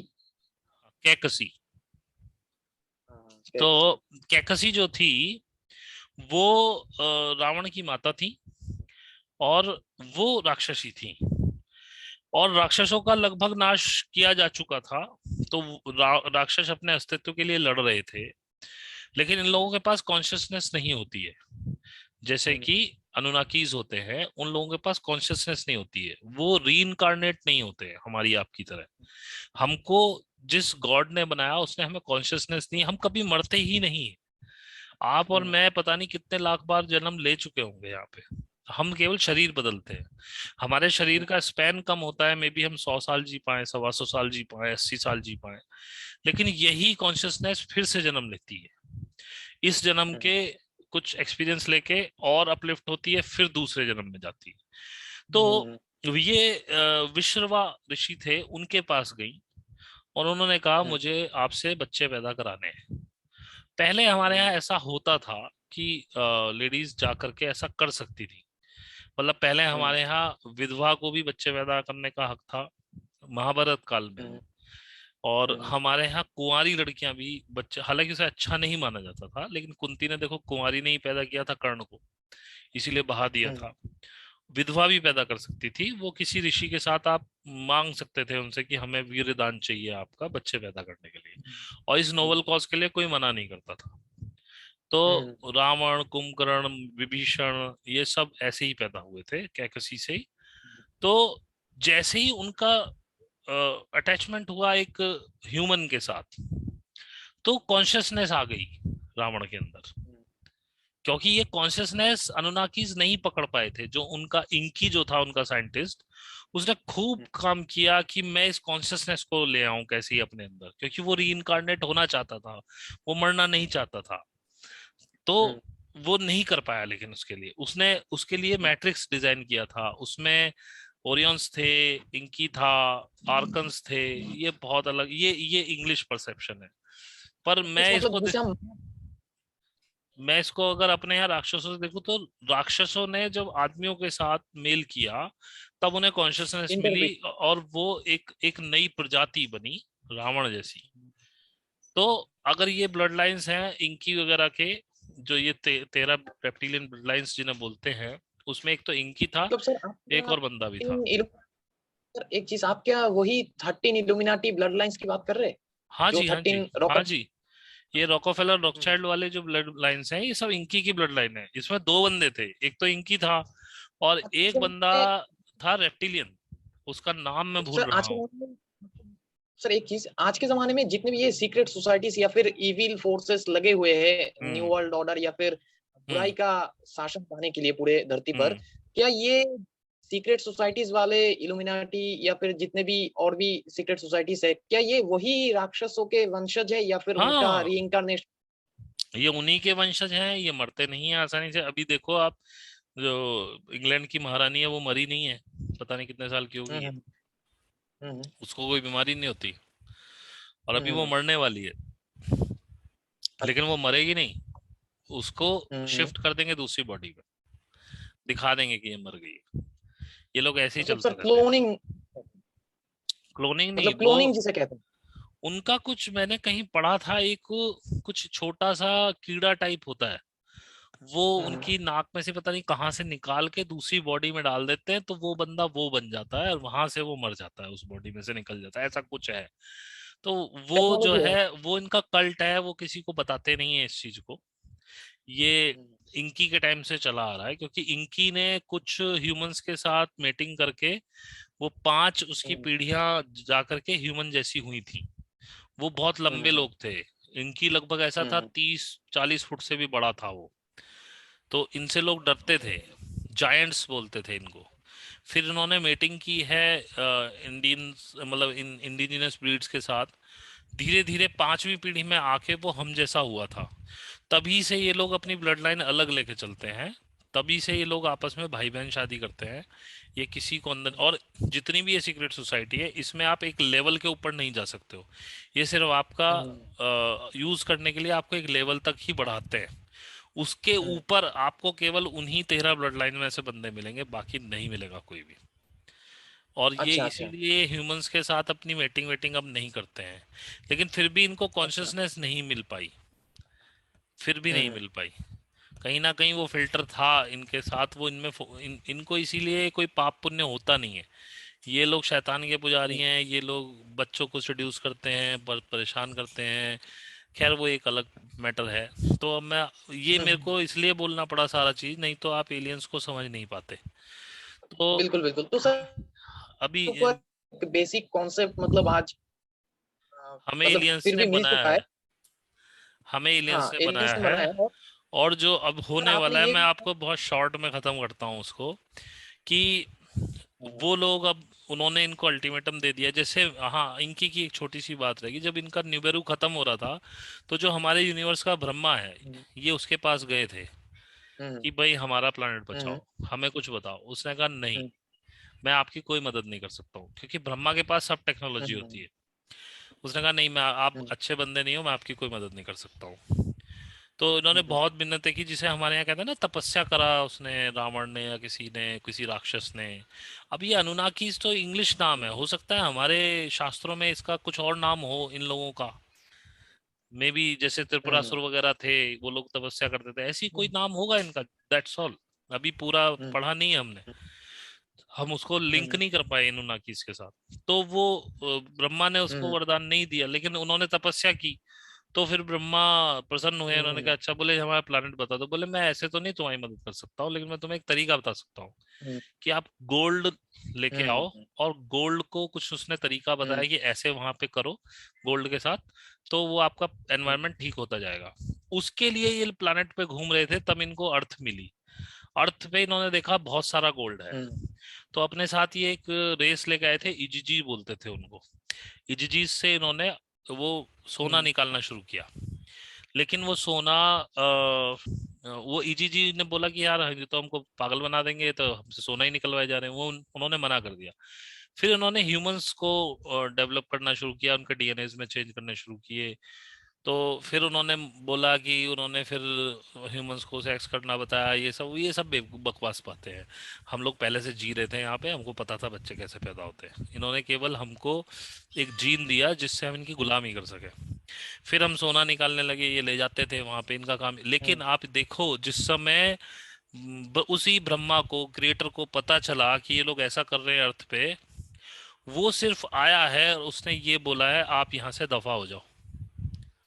और ये इंकी ने एक बार भी नहीं हम्म। बोला कि मैं तुमसे लड़ूंगा, मुझे नहीं जाना है। उसने सिर्फ इतना बोला, ओके आई एम लीविंग। अच्छा तब एक रेप्टिलियन बंदा और था यहाँ पे, अच्छा। उसको भी बोला गया था जाने के लिए। तो उन्होंने कहा कि भाई अब हमें जाना पड़ेगा, लेकिन हम क्या करें। तो उन्होंने कहा कि भाई एक काम करो, अर्थ के लोगों से वेटिंग शुरू कर दो, बच्चे बच्चे पैदा होंगे तो हमारा कुछ ना कुछ यहाँ रहेगा। तो उन्होंने कुछ उनसे समय मांगा था, उसी हम्म समय में इन्होंने खेल किया दोनों ने मिलके। इसमें रेप्टिलियंस भी थे और ये इंकी भी था, और ये तुरंत भाग गए थे फिर यहाँ से, हम्म ये रुके नहीं। तो हम्म आप ब्रह्मा की पावर देखो, हम्म जब वो क्रिएटर आएगा ये रुकेंगे ही नहीं। तो जो बेनोवलेंट एलियंस है उनके सामने ये हम्म ब्लैक एलियंस नहीं टिक सकते हैं। और अभी वही बेनोवलेंट एलियन जिनको सप्तऋषि बोला जाता है, क्योंकि ब्रह्मा ने सृष्टि के रक्षा की जिम्मेदारी अकॉर्डिंग टू सनातन धर्म सप्तऋषि को दी है। तो ये सप्तऋषि में ये हम्म। प्लेडियंस, आर्कचूरियंस, ये सब आते हैं। इनकी एक काउंसिल है। अच्छा। अब वो हम्म काउंसिल जो है वो टेक ओवर कर रही है। न्यू वर्ल्ड ऑर्डर तो बहुत अच्छे के लिए आ रहा है, इससे डरने की जरूरत नहीं है। हम्म ये तो बहुत अच्छा समय आने वाला है। लेकिन इन लोगों ने क्या किया, उन लोगों की हम कर रहे हैं, हम कर रहे हैं, जब उन पे ज्यादा प्रेशर हुआ तो उन्होंने कहा ठीक है हम कर रहे हैं। तो हम्म उन्होंने क्या किया, ये प्लेंडेमिक वगैरह लाके, ये टीके वीके कर। लेकिन उसमें भी कहीं ना कहीं गैलेक्टिक अलायंस की इच्छा है, क्योंकि आगे आने वाले समय में ज्यादा से ज्यादा 100 सवा 100 करोड़ मैक्सिमम मानना, मेरा तो विचार और भी कम का है, शायद 33 करोड़ का। हम्म लेकिन विलास जगदाले जी बोलते हैं 100 सवा 100 करोड़, तो मैं मोटा मोटी पकड़ लेता हूँ 100 सवा 100 करोड़। इतनी जनसंख्या हम्म वहां शिफ्ट होगी। बाकी सब मारे जाएंगे क्योंकि राक्षस वहां नहीं जा सकते, और आज हर घर में हम्म राक्षस है। उस पर कभी फिर हम्म बात करूंगा। तो इन्होंने क्या किया, हम्म। ये सब अब प्लेंडेमिक भी पॉजिटिव इनका। तो हाई फ्रीक्वेंसी में। इसी वजह से जो पावर पनीर टीका लगा दिया गया। लेकिन वो लोग चाहते थे कि ऐसा हो, अगर वो नहीं चाहते तो ये नहीं कर सकते थे। वो कहीं कहीं जाके चुप रहते हैं, इनको करने देते, करने दो। जब एक लिमिट से ज्यादा होता है तब वो इंटरवीन करते हैं। जैसे कि जब से इन्होंने हिरोशिमा नागासाकी पे परमाणु बम छोड़ा, उसके बाद ये नहीं छोड़ पाए। जहां भी ये तैयारी अच्छा। करते हैं उनका यूएफओ आता है और पूरी मिसाइल को खत्म करके चला जाता है। अगर इनकी माँ ये ने समझ दूध आया। पिलाया तो ये एक परमाणु बम छोड़ के दिखा दे, मैं मान जाऊंगा कि सामने कुछ नहीं है इनके, ये इनसे बड़ा कोई नहीं है। तो ये हम्म सब ये करते हैं, वो ऐसे प्रिवेंट करते हैं। पहले वो मेल्डेक और मार्स के टाइम पे, वो तब तक जब यहाँ पृथ्वी पे भी परमाणु बम नहीं छूटा था, तब तक यही था कि वो लोग इंटरवीन नहीं करते थे डायरेक्ट, उनका एक नियम था। हम्म लेकिन जब वो अर्थ पे छूट हम्म गया तो वो लोग परेशान हो गए। गैलेक्टिक अलायंस का भाई ये तो मेल्डेक खत्म कर चुके हैं, ये मार्स खत्म कर चुके हैं, अभी ये अर्थ खत्म कर देंगे। ये तो यही सोल्स आती रहेंगी, क्योंकि यही सोल्स, ये मरती तो है नहीं सोल्स। ये हम किसी और प्लेनेट को बनाएंगे, ये फिर इनकारनेट होंगी, ये फिर यही काम करेंगी। तो भाई करा क्या जाए। हम्म तब उन्होंने बोला कि ठीक है, क्रिएटर ने उनको, जो प्राइम क्रिएटर जिसको बोलते हैं, जिसे हम ब्रह्म बोलते हैं, उन्होंने इनको दिया कि ठीक है आप इंटरवीन कर सकते हैं, लेकिन डायरेक्ट नहीं करेंगे। तो वो आते हैं, हम्म उनकी मिसाइल्स खत्म करके चले जाते हैं, इनकी मिसाइल छूटती नहीं है। ऐसी बात नहीं है, बहुत बार डिसीजन हुए हैं परमाणु बम छोड़ने के, मिसाइलें तैयार हुई हैं पर वो छुटती कभी नहीं है। तो ऐसे ही जब हम्म ये एक लेवल तक आ गया इनका ये पनीर टिक्के का प्रोग्राम, तो इन्होंने हम्म उन्होंने इंटरवेन कर दिया। जो विलास जी ने बोला कि एक अंटार्कटिका में मीटिंग हुई थी, और मेन मेन लोगों को उन्होंने ले जाके वीनस पे या कहीं पे मरकरी पे कहीं रख दिया है, अभी कंट्रोल उनके हाथ में है, अच्छा, गैलेक्टिक अलायंस के। तो ये धीरे धीरे चीजें फेड होती मतलब जाएंगी। पॉजिटिव। हाँ, आगे समय बहुत अच्छा आ मतलब रहा सर है पॉजिटिव। जी बताए, पूछे। हाँ तो सर मैं ये कह रहा था कि अभी के इतने कॉन्वर्सेशन से ये तो समझ में आ गया है कि ये जितने भी सर एलियन और मतलब एक्स्ट्रा टेरेस्ट्रियल है जो कि एक ही कैटेगरी हम्म, में आते हैं, इनमें भी नेगेटिव और पॉजिटिव होते हैं। जी मतलब जी एलियन सिर्फ पॉजिटिव नहीं होते, नेगेटिव भी होते हैं। जी और इन्हीं लोगों को हम पहले के टाइम में देवता और असुर के नाम से जानते थे। जी तो जी सर पहले भी जिस तरीके से इंटरवेंशन ये करते रहते थे, अपना अपना काम करते रहते थे अपने हिसाब जी से, क्या जी सर अभी जो आने वाला, अभी जो बात चल रहा है जैसे कि डॉक्टर विलास जगदाले और बहुत सारे एनलाइटेंड यूट्यूबर्स कह रहे हैं कि एक बहुत जल्दी एलियन इंटरवेंशन या फिर डिवाइन इंटरवेंशन या फिर एलियन अराइवल होने वाला है। ठीक है सर, परग्रहों का आगमन होने वाला है पृथ्वी पर। तो मेरा जी क्वेश्चन ये है सर कि आगे जो आने वाले का मतलब एक और एस्ट्रोलॉजिकल संयोग की भी मैंने बात किया था आपसे अभी थोड़ी देर पहले कि एक ऐसा संयोग बना हुआ है कि बहुत चांसेस है कि परग्रही या फिर एलियंस हमें विजिट करे कोई पर्पस के लिए। तो सर ये क्यों आ रहे हैं, ये सबसे बड़ी क्वेश्चन है। और अगर आ रहे हैं, क्या पॉजिटिव आ रहे हैं और या फिर देखो, नेगेटिव आ रहे हैं या फिर दोनों ही आ रहे हैं? पहली और बात तो ये होगा क्या समझिए, आगे? पहली बात तो ये समझिए, डिवाइन इंटरवेंशन के बिना कुछ होता ही नहीं है। और आप जो कुछ भी हम्म, कर रहे हैं वो भी सब कुछ प्री प्लान्ड है। आप एक पलक भी नहीं झपका सकते अपनी मर्जी से।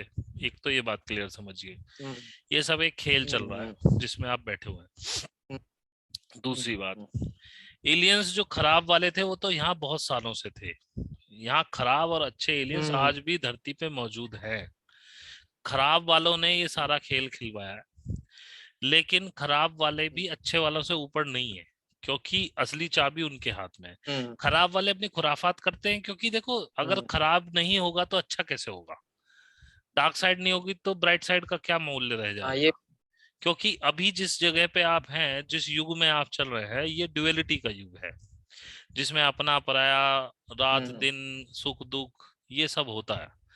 तो जब तक आपको दुख हम्म, नहीं मिलेगा तो हम्म, ड्युअलिटी कैसे आएगी? तो खराब एलियंस ने तो ये सब कर हम्म, दिया है। अभी जो आने वाले वो अच्छे एलियंस आने वाले हम्म, हैं इस युग के परिवर्तन के लिए। क्या? क्योंकि जब आप सतयुग में होते हैं, सतयुग में देवता और असुर का कोई कॉन्सेप्ट ही नहीं होता है। ये कॉन्सेप्ट चलता है त्रेता से। और आप देखेंगे जो रावण आया वो त्रेता के एंड में आया है। त्रेता के शुरू में क्या हुआ है किसी को नहीं पता है। त्रेता के लास्ट में रावण आया, जिसमें संधि काल में, जब त्रेता से द्वापर में जा रहे थे, वहां पे रामायण का वो राम का युद्ध हुआ है। ऐसे ही जो कृष्ण का अवतार है वो द्वापर के लास्ट में है, शुरू में। अब त्रेता के एंड में जब द्वापर शुरू हुआ था, वहां से और द्वापर के एंड तक का कुछ नहीं पता है। हम नहीं जानते हैं उसको क्या है। हो सकता है हमारी पुराणों में हो, हमें पढ़ना पड़ेगा, हम पढ़ते नहीं है, प्रॉब्लम ये है। हमको ये सारा गुलामी का खेल पकड़ा दिया गया, इंजीनियर बनो, डॉक्टर बनो, पैसा कमाओ, फलाना करो। हम गुरुकुल शिक्षा में नहीं जाते हैं, हम लोग अपने शास्त्र नहीं पढ़ते हैं, उसमें सब होगा, आई एम श्योर, लेकिन हमने नहीं पढ़ा है। हम्म, तो ये सब जब युग अंत होता है तब ये सब चीजें होती हैं। अभी सतयुग आ रहा हम्म, है तो अब कृष्ण नहीं आ रहा है, अब राम नहीं आ रहे हैं। क्योंकि जब सतयुग हम्म, होता है, सतयुग में ना कोई राम होता है ना कृष्ण होता है, हर कोई राम कृष्ण होता है। Everyone is a hmm, divine. तो जो बाइबल हम्म, कहती है सेकंड कमिंग, तो सेकंड कमिंग वो हम्म, अभी भी मान के बैठे हुए हैं कि जीसस आएगा। लेकिन हम्म, कुरान के हिसाब से वो कहते हैं इमाम मेहंदी आएंगे, हम कहते हैं कल की आएगा।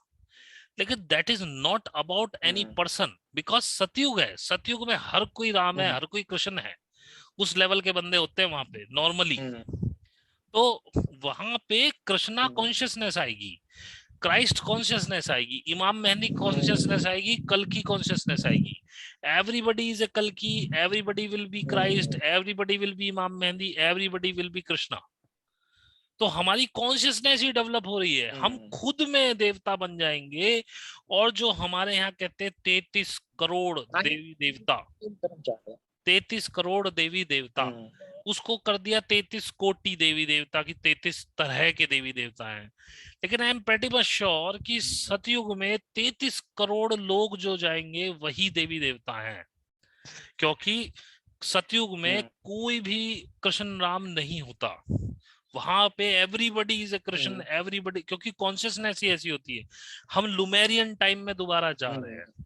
We are not going into hmm, ये लुमेरियन के बाद क्या आया था वो, अटलांटिस में नहीं जा रहे हैं हम लुमेरिया में जा रहे हैं अभी, हम्म, लुमेरियन हम्म, टाइम में जा रहे हैं हम। हम्म, वहां पे हर कोई देवी देवता होता है। हम्म, तो ये कॉन्शियसनेस का हम्म, डेवलपमेंट चल रहा है, अर्थ खुद 5D में जा रही है।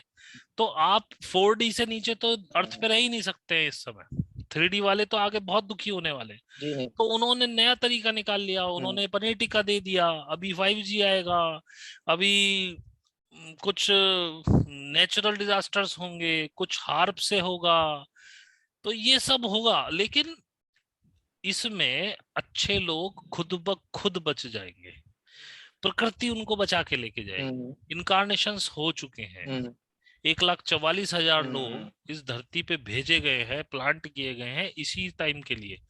उसमें कुछ लोग अभी सर 60। 144, सर 144,000 लाइट वर्कर्स की बात कर रहे हैं ना आप, हाँ जी, जिनका आना हाँ जी, होना हाँ था इस जी, टाइम में। आ चुके हैं। हम्म, ठीक है, वो हम्म, कुछ लोग 60 साल के हैं, कुछ 50 के हैं, कुछ 40 के हैं, कुछ 20 के हैं, कुछ 30 के हैं। तो ये सब पहले ही प्लांटेड कर चुके गए हैं, और उनके थ्रू बाकी लोगों का एनलाइटनमेंट होगा। अभी जो एनलाइटनमेंट हम्म, चल रहा है वो वही 144,000 का चल रहा है, 14400 है आई बिलीव, हम्म, 14400, 1,44,000 है। तो अभी इनलाइटमेंट उनका चल हम्म, रहा है। अभी ये पूरा साल उसी में जाएगा। ये साल इतना गंदा जाएगा हम्म, कि लोग हाहाकार करेंगे, और 23 जनवरी से लोग ढूंढने लगेंगे, खुद वो कहेंगे भाई हमें एनलाइटनमेंट करो, हम कैसे अपनी वाइब्रेशंस बढ़ाएं। अभी कुछ लोग हम्म, इसमें जो हमारा वीडियो सुनेंगे वो 1% लोग कनेक्ट करेंगे, बाकी लोग सोचेंगे हाँ पता नहीं क्या बकवास की है इन्होंने। बहुत से लोग एंटरटेनमेंट के लिए हाँ, आएंगे। बहुत से लोगों को परेशानी हम्म, ये है कि भविष्य में क्या होने वाला है। अबे भाई भविष्य कुछ होता ही नहीं हम्म। है, फ्यूचर इज नाउ। अभी आप में जो बात कर रहे हैं यही हाँ वही फ्यूचर के है। टाइम। फ्यूचर तो कुछ होता ही नहीं है। तो उनको प्रॉब्लम ये है, वो बस इतने इसके लिए आते हैं यहाँ पे, एंटरटेनमेंट देखते हैं और उसके बाद देखते हैं कि क्या होने वाला है इनके हिसाब से। तो मैं बता दूं फ्यूचर बहुत अच्छा है, लेकिन बहुत अच्छा कुछ ऐसे ही नहीं मिल जाता है। अगले 3 साल बहुत गंदे हैं। इसमें बहुत राइट्स होंगे, लोग हम्म, सड़क पे भी निकलेंगे, कत्लेआम होगा, सुसाइड्स होंगी, कुछ भी हो सकता है, वार हो सकती है, महंगाई इतनी होगी, भूखे मर जाएंगे लोग, सुसाइड कर लेंगे पूरे फैमिली के साथ, लोगों के पास पैसा नहीं होगा, और बहुत सी इनकी नई नई तरकीब हो आएंगी। भी रहा है, हो आपको भी। क्योंकि इन लोगों का मेन पर्पस है कि आप सतयुग में प्रवेश ना करें, जो अर्थ का इवोल्यूशन है वो रुक जाए, आपके हम्म। अंदर इतना फियर, इतनी प्रॉब्लम्स सर खड़ी कर दें। इवोल्यूशन को रोकना चाहते हैं। हाँ जी। सर मतलब वो लोग सर हम्म, मतलब वो लोग ये जो पनीटिका है और जो भी इनके हम्म, डिसेप्शंस है, स्ट्रेटेजीज है, उनसे हम्म। बेसिकली हमारा जो इवोल्यूशन नेचुरली अभी हो रहा है, मतलब हाँ, नेचुरली उसको नेचुरली जो मदद रोकना मिल रहा चाहते हैं, है उसे उसको, रोकना चाहते हैं। मतलब ये जो, ये आप जो ये और भी देखिए डीएनए ये। स्ट्रैंड्स में जो हो रहा है, सर ये जो डीएनए स्ट्रैंड्स में अपग्रेडेशन हो रहा है, हाँ उसकी वजह से ये एमआरएनए वाला पनीटिका जी, इन्होंने लाया है कि जी, हमारे डीएनए में कुछ छेड़छाड़ हो जी। और पहले इन स्ट्रैंड इवोल्यूशन रुक जाए, डीएनए जी, पहले रुक इन्होंने जाए। क्या किया, पहले इन्होंने क्या किया, ये 1920 के आसपास से लगे हुए हैं। तो इन्होंने सबसे पहले हम्म, XXX मूवीज बनानी शुरू करी। और आप देखिए कि हम्म, वो मूवीज फ्री इसी में ही बटती हैं हर जगह। जब वीडियो कैसेट्स चलती थी, मुझे नहीं पता हम्म, आपकी कितनी उम्र है, हमने बचपन देखा है जिसमें वीडियो कैसेट्स चलती थी, VHF टेप्स। तो हम्म, उसमें भी वो हमेशा हम्म, पायरेटेड ही आई, सीडीज आई तो वो पायरेटेड हम्म, आई। उसके बाद जब इंटरनेट चला तो इतना हम्म, खुला फ्री में दिया उन्होंने कि भाई देखो, क्योंकि ये इवोल्यूशन रोकने का सबसे अच्छा तरीका है। तो तब इन्होंने डेवलप नहीं होने दिया हम्म, ह्यूमन रेस को। उसके बाद जब इन्होंने देखा कि अब अर्थ हम्म, मूव कर रही है, अब लोग अपने आप से मूव कर रहे हैं ऊपर, तो ये पॉलिटिकल आए। हम्म, तो mRNA से इन्होंने वो डीएनए स्ट्रैंड ही काट डाले एवोल्यूशन के। इन्होंने लिम्बिक सिस्टम, जिसको हम्म, विलास जगदाले जी बोलते हैं कि आपका थर्ड आई खत्म हो रहा है, आपका पिट्यूटरी ग्लैंड, हम्म, प्लीनियल ग्लैंड खत्म हो रहा है, और इवोल्यूशन उससे पहले इन्होंने टूथपेस्ट पे फास्फोरस ले आए ये, और पानी में मिला दिया इन्होंने, क्लोरीन्स फ्लोराइड। मिला दी, फ्लोराइड, सॉरी फास्फोरस नहीं, फ्लोराइड, फ्लोराइड पानी में मिला दिया, क्लोरीन बना के मिला के देने लगे कि आप कैसे ही आपका ये पीनियल ग्लैंड एक्टिवेट ना हो। क्योंकि इसके एक्टिवेट होने के बाद कुछ हम्म, नहीं होता है भाई साहब, मैं खुद देखता हूँ। अब मैं, मेरी अगर पुरानी वीडियोस आप पूरे मेरे चैनल्स पे देखो तो मेरे एक्सपीरियंसेस भी मैंने बताए हैं उसमें। भाई सेक्स करने को मन नहीं करता है अपने आप से, जब आप इवोल्यूशन में हम्म, जाते हैं। तो ये हमको ऊपर उठने, और फिर उसके बाद फियर, भाई जहां देखो ये नहीं करोगे तो नौकरी चली जाएगी, ये नहीं, अबे चली जाएगी साली, दूसरी मिल जाएगी, तेरे बाप की नौकरी है, तूने लगाई थी, कहीं और देख लेंगे, हमारे अंदर वो होगा तो कुवत होगी। हर जगह फियर का माहौल है। बच्चे को स्कूल में पढ़ा रहे तो वहां फियर है, फेल हो जाएगा, अबे हो जाने दे, अगली क्लास में दोबारा पढ़ लेगा, कौन सी आफत आ गई, जिंदगी बहुत बड़ी है, इसी साल सब कुछ करना है, टॉप करो, बड़े नंबर लो, हर जगह फियर है भाई साहब, हर जगह फियर है। कोई काम बताओ आप जो फियर का ना हो। तो ये फियर, सेक्स, इससे इन्होंने दबाया, इन्होंने बच्चों को कार्टून्स के जरिए इनके माइंड प्रोग्रामिंग की, सब मिनिमल मैसेज डाल डाल के। आपको लग रहा है आपका बच्चा कार्टून देख रहा है तो सेफ है, वो गंदी चीज नहीं देख रहा। सबसे ज्यादा गंदगी डिज्नी ने कार्टून्स में लपेटी है। इन्होंने सब कुछ दिखाया बच्चों को पहले से ही। वो सब काम होता अब जैसे आपने शुरू में कहा, वो नेशनल ज्योग्राफिक और डिस्कवरी के माध्यम से ये लोग पहले से ही प्रोग्रामिंग कर रहे हैं कि भाई एलियंस गंदे हैं। है। क्योंकि जब ये प्रोजेक्ट ब्लू बीम हम्म होगा तो इसमें ये दिखाएंगे कि एलियंस आपको मारने के लिए आ रहे हैं और हम उनसे फाइट कर रहे हैं। असली एलियंस तब नहीं हम्म आएंगे, ये इनका सिर्फ माइंड प्रोग्रामिंग है, ताकि जब एलियंस आए तो आप उनसे ना मिलें, क्योंकि ये इवोल्यूशन नहीं हम्म चाहते हैं आपका। क्योंकि एक टाइम ऐसा आएगा जब बहुत ज्यादा हो जाएगा तो इवोल्यूशन रुक भी सकता है पृथ्वी का, अगर मैक्सिमम लोग इवेल्युएट नहीं कर रहे हैं, इवोल्यूएट नहीं कर रहे हैं, अपनी आप की फ्रीक्वेंसी नहीं बढ़ा रहे हैं, तो एक टाइम ऐसा आएगा, ये भी हो सकता है। मैं आपको पहले से ही बता दूं, ऐसा मत समझिएगा कि हम 5D में जा ही जा रहे हैं और होगा ही होगा। अगर अर्थ का इवोल्यूशन रोक डाला इन्होंने, अगर मैक्सिमम लोग साधना नहीं कर रहे हैं, प्राणायाम मतलब ये मेडिटेशन नहीं कर रहे हैं, अपनी फ्रीक्वेंसी नहीं बढ़ा रहे हैं, तो ये भी हो सकता है कि जो लोग सिर्फ बढ़ा रहे हैं वो आएंगे अपने शिप्स में, उनको भर के ले जाएंगे दूसरे किसी 5D प्लानट में छोड़ देंगे और इसको मरने देंगे, मरो सालो, तुम जब नहीं बढ़ना चाहते हो तो छोड़ो। ये भी हो सकता है, हालांकि ऐसा उम्मीद नहीं है होने की, क्योंकि जो लोग हैं वो जो प्लेडियंस वगैरह हैं जो गैलेक्टिक काउंसिल में हैं, वो लोग इनके बाप हैं, इनको पता है कि ये लोग क्या कर रहे हैं। अभी उन्होंने जो डीप अंडरग्राउंड मिलिट्री बेसिस है डम्स, उन पे भी उनका उन्होंने काफी कब्जा किया है। जो रेप्टिलियंस हैं उनको सबको भगाया है उन्होंने, वो मंगल पे चले गए हैं अभी, वो they are no more on earth. जो white grey, sorry, small grey aliens हैं, वो भी नेगेटिव बीइंग्स हैं, उनको भी इन्होंने भगा दिया है। ऊपर एस्टार वगैरह की उनसे फाइट्स भी हुई हैं अभी पीछे कुछ। तो ये सब चल रहा है और अर्थ इवोल्यूशन पे जा रही है। लेकिन हाँ, लोगों को मरना होगा, हाँ लोगों को मरना होगा, हाँ सर। क्योंकि एक मिनट मैं पूरा कर लूं। लोग अगर नहीं मरेंगे तो क्या होगा कि मैक्सिमम लोग नेगेटिव वाइब्रेशंस के रह जाएंगे और अर्थ का इवोल्यूशन रुक जाएगा। तो लोगों को मरना होगा, मैक्सिमम लोग मरेंगे तब मैक्सिमम वो लोग बच जाएंगे जो पॉजिटिव वाइब्रेशंस में होंगे, जिसकी वजह से अर्थ का इवोल्यूशन होगा। ये भी एक पॉइंट है इसके अंदर। अब पूछिए, क्या पूछ रहे थे आप? सर अब नेक्स्ट क्वेश्चन पूछने से पहले मैं आपसे मतलब अपना एक व्यक्तिगत मतलब मत शेयर करना चाहूंगा इस वीडियो। अब जी। वो रेस्पेक्टफुली मैं आपको थोड़ा मतलब डिसएग्री कर रहा हूँ आपके वो हम्म। एक बात से। जी। मुझे पता नहीं आप इस चीज को नहीं, कैसे लेंगे, कर सकते हैं लेकिन आप डिसएग्री, मुझे कोई फर्क नहीं पड़ता। मैंने पहले ही बोला, जो आपको अच्छा लगे मानिए, नहीं अच्छा लगे मत मानिए, आपका एक्चुअली राइट है जो डिसएग्री करने का। हाँ, जो ये अभी चल रहा है, मुझे लगता है कि ये हिस्ट्री फिर से थोड़ा जो महाभारत पहले चल रहा था वही महाभारत अभी भी चल रहा है, मतलब महाभारत 2.0 चल रहा है। और हमने ये भी देखा है कि सर जैसे कि रामायण के टाइम पे भी एक महाभारत। हेलो, वो शायद चले गए हैं, मैं थोड़ी देर के लिए पॉज कर देता हूँ रिकॉर्डिंग। जी बोलिए।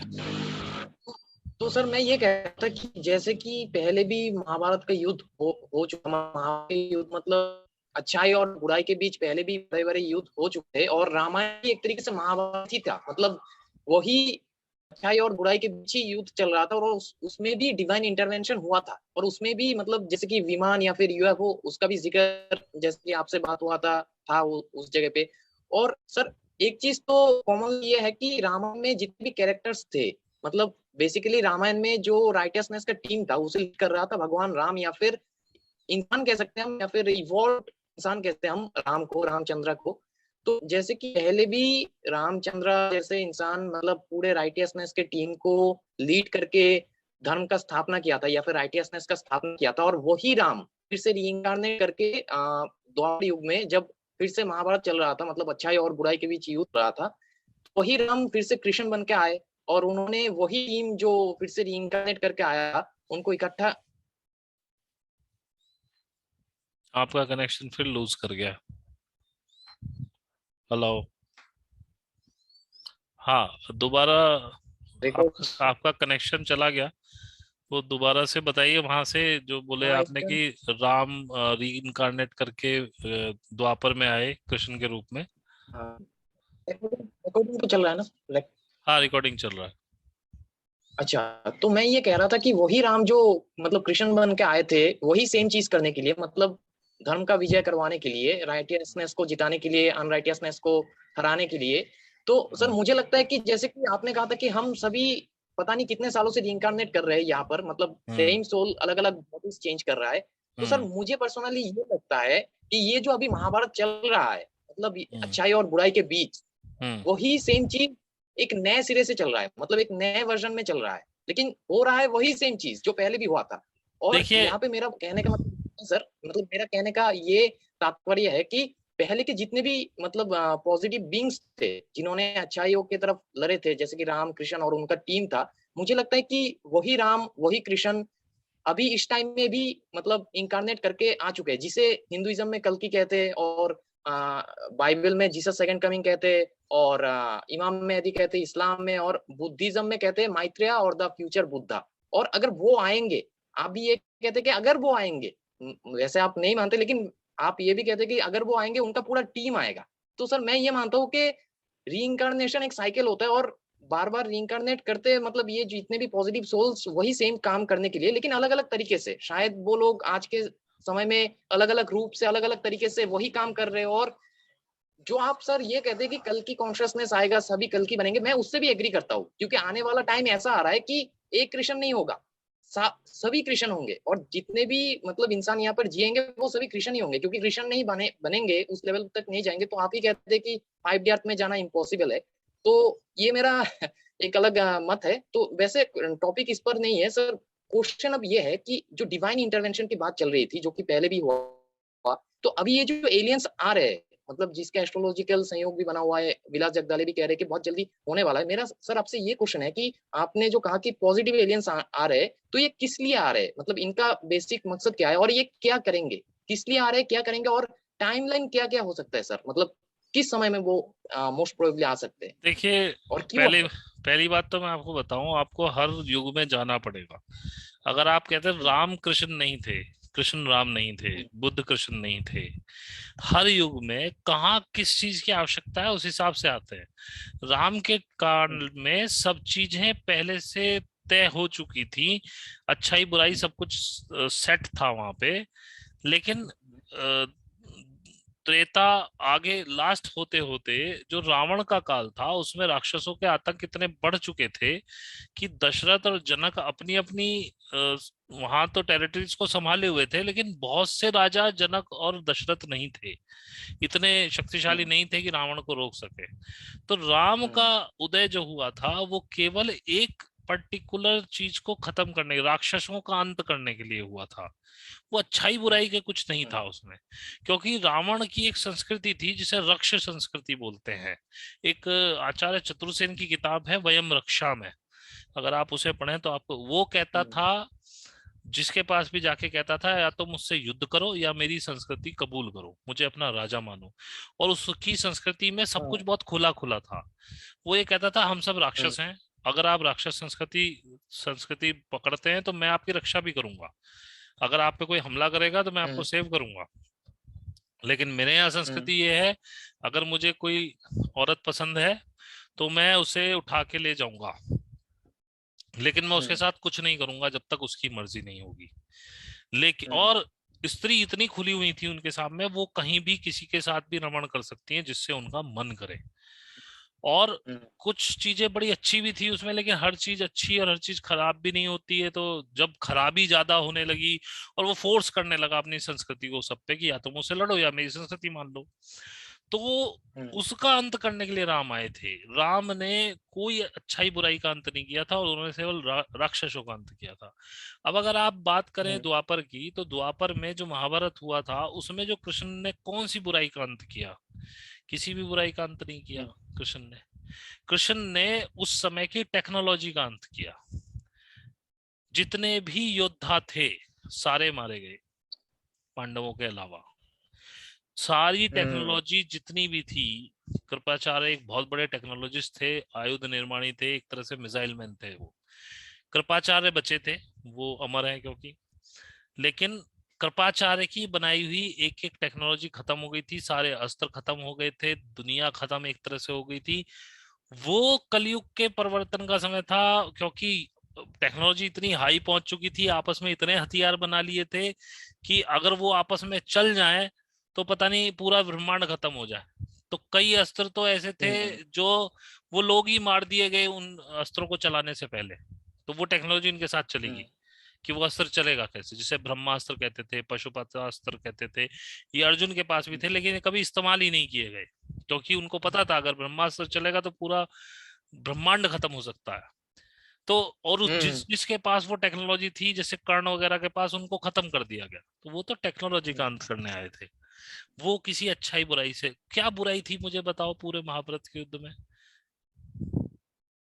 एक तरीके से मतलब मैं ये मानता सिर्फ हूँ कि एक अगर राक्षसों सिर्फ पर एक दुर्योधन हम्म, पांडवों को उनका हिस्सा नहीं दे रहा था। कायदे से तो हम्म, युधिष्ठिर को राजा बनना था, राजा तो बनना छोड़, उन्होंने 5 गांव मांगे थे, वो 5 गांव भी नहीं दे, मतलब वो 5 गांव का समझौता भी करने को तैयार थे, वो 5 गांव भी नहीं दे रहा था। ये लड़ाई हुई थी। आज हर हम्म, घर में दुर्योधन नहीं बैठा है क्या? आज कौन अपने भाई को हिस्सा देने को तैयार है, उसका हिस्सा हड़पने को तैयार है सारे के सारे। आज के टाइम में तो तो जो हालत है मुझे लगता है कि दुर्योधन खुद आएगा तो उसे भी शर्म आ जाएगा हाँ कि बिल्कुल, रावण और दुर्योधन अगर आज आएंगे तो वो कहेंगे भाई साहब आज तो हर घर में हमसे बड़े बड़े रावण और हमसे बड़े बड़े दुर्योधन बैठे हैं। तो अच्छाई बुराई हाँ, का असली युद्ध तो इस समय है। अब उस समय भी डिवाइन हम्म, इंटरवेंशन हुआ था, उस समय भी टेक्नोलॉजी ट्रांसफर हुई थी, अर्जुन को खुद इंद्र ने अस्त्र दिए थे, टेक्नोलॉजी समझाई थी। अर्जुन ने शिव से भी अस्त्र मांगे थे, शिव ने भी टेक्नोलॉजी समझाई थी, सब कुछ हुआ था। लेकिन अब में क्या हम्म। फर्क है? अब क्या है, जैसे मैंने आपको बताया कि राम और अब कृष्ण ये जो बुद्ध एलियन ये सब अलग अलग चीजें हैं। अभी क्या हो रहा है, मैं जैसे आपको बता कि हो सकता है ये आए, क्योंकि मुझे नहीं पता आएंगे कि नहीं आएंगे, लेकिन इतना मुझे पता है हर बंदे को कृष्ण बनाया जाएगा। केवल अभी तक कृष्ण को पूर्ण हाँ अवतार बिल्कुल क्यों कहते उसमें हैं? क्योंकि जो हमारा आत्मा है, आत्मा की 16 कला होती है, और और हम्म, कृष्ण की बॉडी और आत्मा के बीच के पूरे डीएनए स्ट्रैंड्स खुले हुए थे। उन्होंने बचपन में ही अष्टांग योग और कुंडलिनी जागरण के द्वारा सारे स्ट्रैंड्स खोल लिए थे, तो 16 की 16 कलाएं उनके शरीर के पास थी। वो चलते फिरते परमात्मा हो गए हम्म। थे। और सतयुग में हर कोई कृष्ण मतलब होता है सर भाई साहब, 16 हर कोई सर मतलब कृष्ण होता 16 है। कला और 12 कला, जैसे कि राम का 12 कला था बताया हाँ जाता है और हाँ कृष्ण का 16 कला था बताया। ये हाँ। डीएनए स्ट्रैंड्स ही थे क्या? मतलब डीएनए ये को सब आप क्या डीएनए स्ट्रैंड्स समझते की हैं? बात। डीएनए को आप क्या समझते हैं? डीएनए को आप ऐसे समझिए कि जैसे एक हीटर है, हीटर इज अवर बॉडी, और जो ये एनर्जी है, जो इलेक्ट्रिसिटी है, दैट इज अवर सोल। अब एक कॉर्ड होती है बीच में, जिसको आप प्लग में लगा के बटन ऑन करते हैं तो हीटर हीट देने लगता है। तो ये जो बीच की कॉर्ड है, हम्म, दैट इज डीएनए स्ट्रैंड। हम्म, अगर ये हम्म, कॉर्ड नहीं है तो आपकी सोल और बॉडी के बीच में कोई कनेक्शन नहीं है। फिर वो डीएनए में हम्म, कितने स्ट्रैंड्स खुले हुए हैं, अब कितने स्ट्रैंड पे कितनी कला खुलती है इतना तो मुझे नहीं पता है। लेकिन जब आपके पूरे स्ट्रैंड्स खुल जाएंगे, यानी कि आपकी सारी कॉर्ड्स बॉडी के साथ मिल जाएगी, तो ये आपकी बॉडी खुद में एक परमात्मा हो जाएगी। अभी आपकी सोल परमात्मा है जिसे आप जानते भी नहीं है। जिस दिन आपने इसे हम्म, खोजना शुरू कर दिया, स्ट्रैंड्स खुलते चले जाएंगे। अगर आपको ये सब हम्म, देखना है तो राम को भी ये ज्ञान वशिष्ठ ने दिया था, उसे योग वशिष्ठ कहते हैं, उस ग्रंथ को योग वशिष्ठ पढ़िए। हाँ, बिल्कुल। गीता हर किसी को समझ में नहीं आती है, बहुत सिंपल और बहुत डिप्लोमेटिक है। कृष्ण ने तो डिप्लोमेसी हम्म, सिखाई है कलयुग के हम्म, लिए। हम्म, तो आज का समय इतना गंदा है, हर घर में दुर्योधन रावण बैठा हुआ है भाई साहब, और उनसे भी हाँ गंदे गंदे बिल्कुल वही। लोग। तो उनसे हम्म, लड़ने के लिए कितने कृष्ण आएंगे? दुर्योधन एक था, उसको हम्म, समेटने के लिए एक कृष्ण आ गए। रावण एक था, उनको हम्म, समेटने के लिए एक राम आ गए।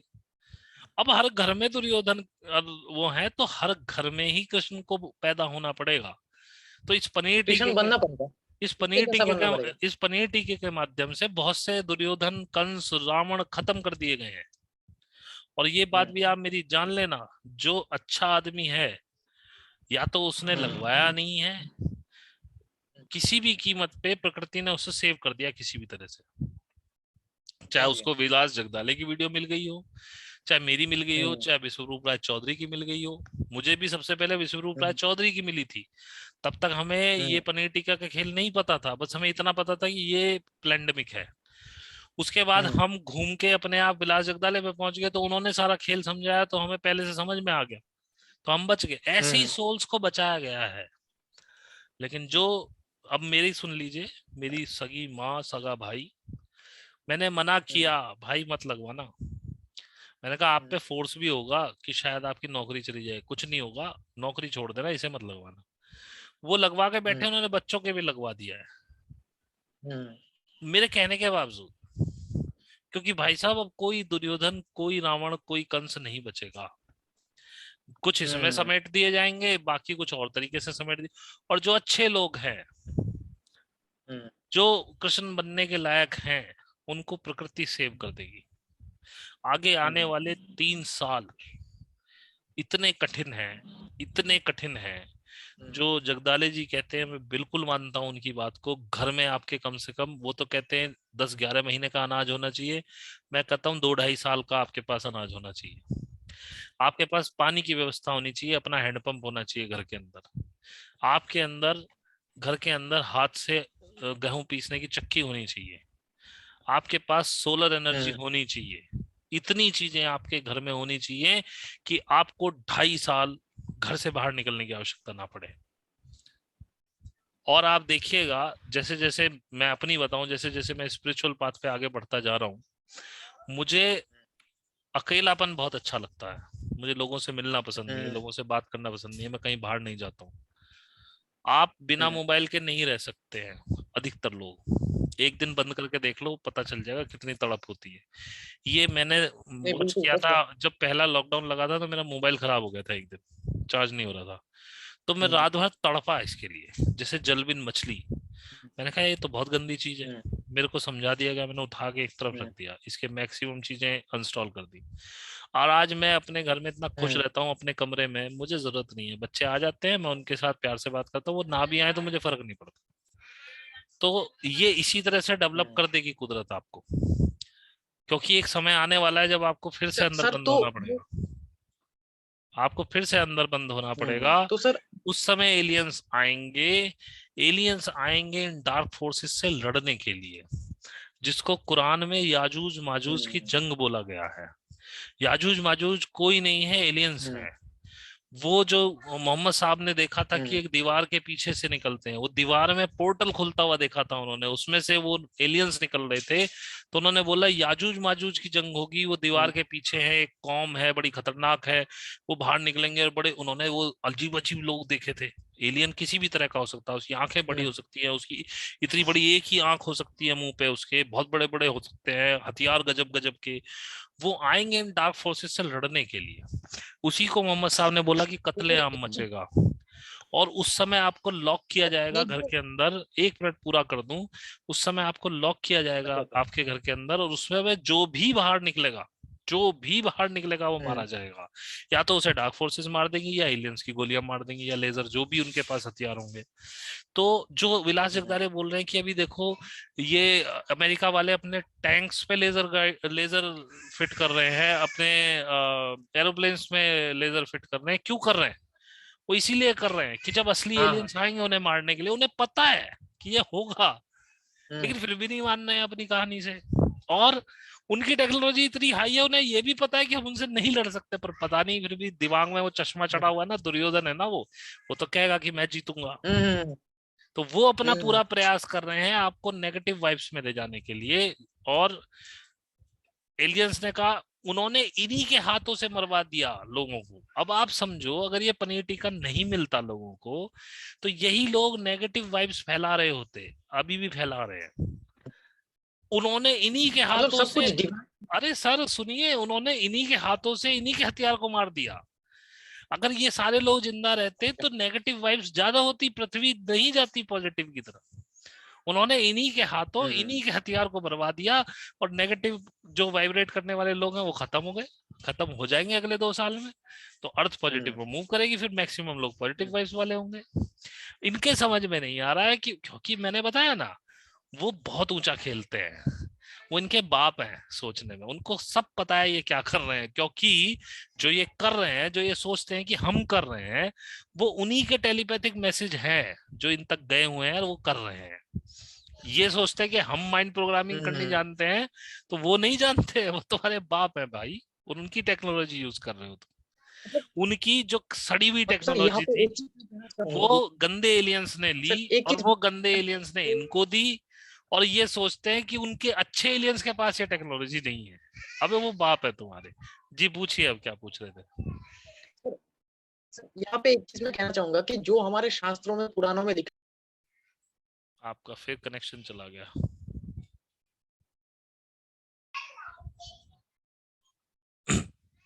तो सर मैं ये कह रहा था कि जैसे कि हमारी कहानियों में भी ये बताया जा रहा है कि पुराण शास्त्रों में कि जो देवता होते थे वो असुरों से ज्यादा चालाक होते थे।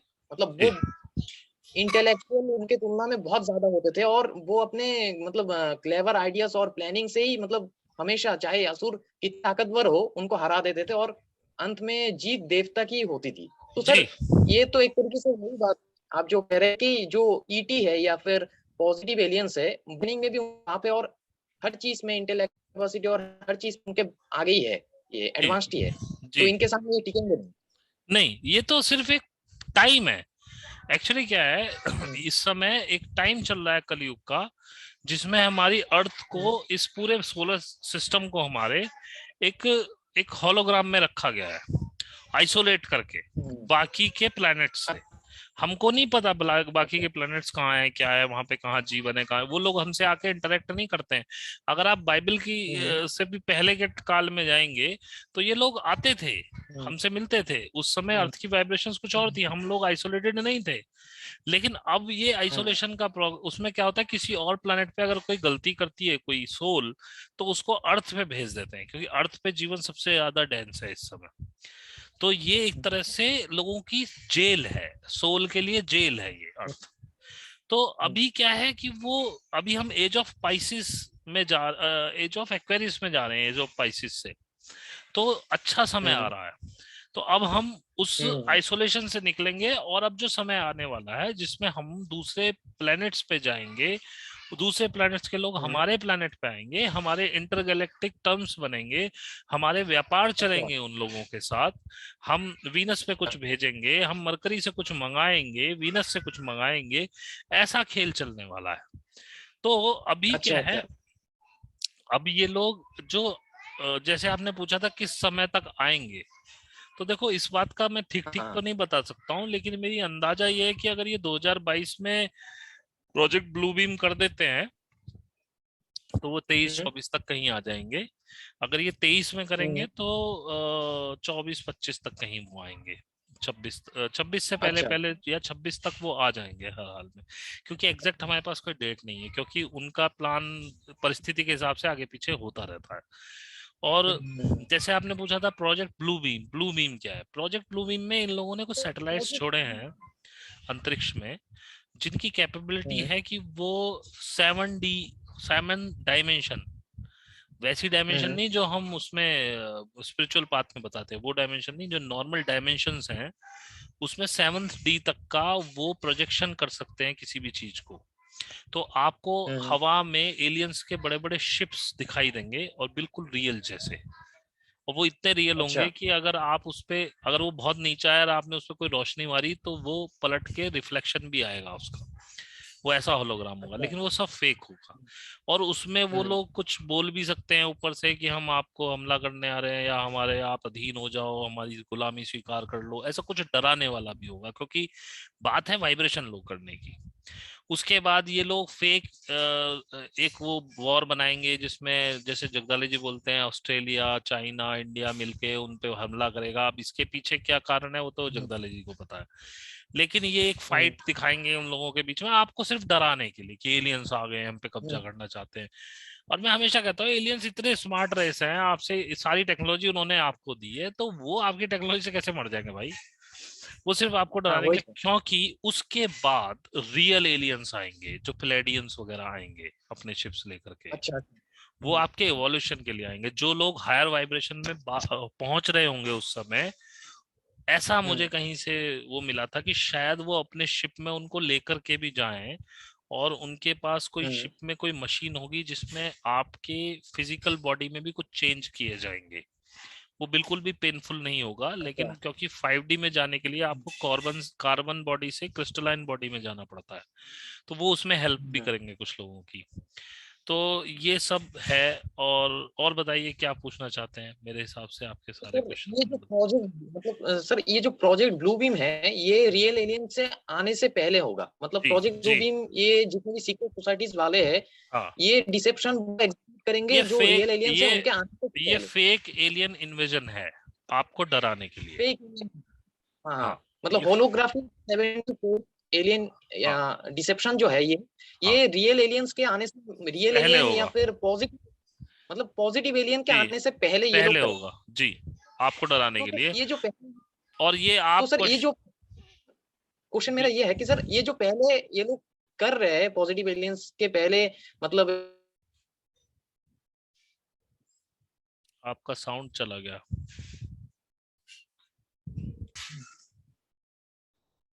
हाँ जी, जी आपका कनेक्शन टूट गया था, पूछिए। सर रिकॉर्डिंग चालू है ना? हाँ चालू है। अच्छा तो सर मेरा क्वेश्चन ये है कि ये जो प्रोजेक्ट ब्लू बीम है जिसके थ्रू एलियंस या फिर पॉजिटिव एलियंस को नेगेटिवली पोर्ट्रे करेंगे ये हमें 70 हम्म होलोग्राम पीक डिसेप्शंस के जरिए, ये हम्म लोग ये क्यों कर रहे हैं? मतलब उनके आने से पहले ये बोला है डिसेप्शन। ना, आपको डराने के लिए, क्योंकि अब इनके पास कुछ बचा नहीं है, क्योंकि इनको पता है एलियंस आने वाले हैं पॉजिटिव वाले, तो वो पहले से आपको डरा रहे हैं उसके लिए कि कल को वो मतलब आपके उनके आने सामने, से पहले कल को वो आपके वो सामने आए वो तो आप भागें उनसे, या उनके ऊपर पथराव अच्छा। करें, और जब वो पथराव आप उनके ऊपर करेंगे वो गोली मार देंगे आपको, या लेजर मार देंगे, कैसे भी करेंगे, क्योंकि वो भी कोई मरने के लिए तो यहाँ पिटने के लिए तो नहीं आ रहे हैं आपसे। तो ये सब इसलिए कर रहे हैं, और आप मुझसे ये सवाल भी क्यों पूछ रहे हैं, ये भी डिवाइन इंटरवेंशन है।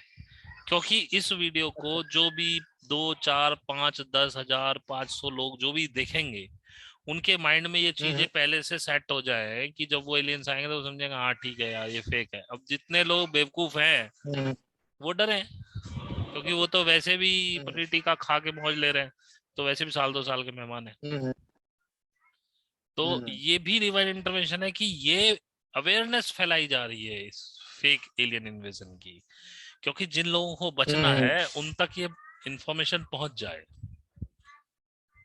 जी, और बताइए क्या पूछना चाहते हैं? हेलो सनातन जी, क्या और पूछना चाहते हैं? सर आपका फेस नहीं आ रहा है। आपका भी नहीं हाँ आ रहा अब है आ रहा है। सर। अब आ रहा है अब आ रहा है। जी, अब ठीक है ना? हाँ जी बताएं, क्या पूछना चाहते हैं? और तो सर इससे हमें यही पता चलता है कि ये लोग पहले एक होलोग्राफिक डिसेप्शन क्रिएट करेंगे ताकि हम जो असली एलियन या फिर पॉजिटिव एलियन आने वाले हैं उनको पहले से ही गलत सोच जी ले। और जी मतलब बेसिकली ये लोग राइट अनराइटियसनेस को जिताना चाहते हैं, राइटियसनेस को दबाना नहीं चाहता है नहीं और नहीं इवोल्यूशन को। नहीं, मैंने आपको बताया ना, इवोल्यूशन रोकना है अर्थ का। तो वो चाहते हैं हाँ मैक्सिमम हाँ। लोग लो फ्रीक्वेंसी पे वाइब्रेट करते रहे ताकि अर्थ का एवोल्यूशन रुक जाए। लेकिन मैंने आपको बताया ना, इन इन बेवकूफों को खुद नहीं पता है कि इन्होंने क्या कर दिया है। इन्होंने अपने हाथ से अपना ही हथियार खत्म कर दिया है, इन्होंने अपने ही हाथ से उन लोगों को ये पनीर टिक्का खिला दिया है जो लोग लो वाइब्रेशन में ऑलरेडी वाइब्रेट कर रहे थे।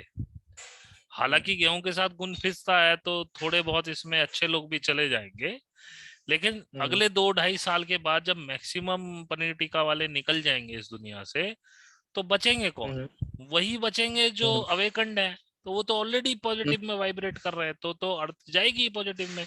इन बेवकूफों को समझ में नहीं हाँ आ रहा है कि हम कर क्या रहे हैं। लेकिन क्योंकि ये भी कुछ नहीं कर सकते हैं, जो डिवाइन ने सोच रखा होगा तो वही। और बताइए कोई क्वेश्चन आपका हो इसके अलावा, या खत्म करें यहीं पे? सर, आपका फेस नहीं आ रहा है। तो फेस को छोड़ दीजिए, ये आप बात करिए बस। अच्छा अच्छा अच्छा, एक मिनट वो मैं। आपका आपका फेस नहीं आता है, आपका कनेक्शन स्लो है, मेरा आ रहा है। हाँ हाँ, जी। अरे अचानक। जी आप ये बताएं और क्या पूछना चाहते हैं, या खत्म करें इसको आज के टेलीकास्ट को? हेलो।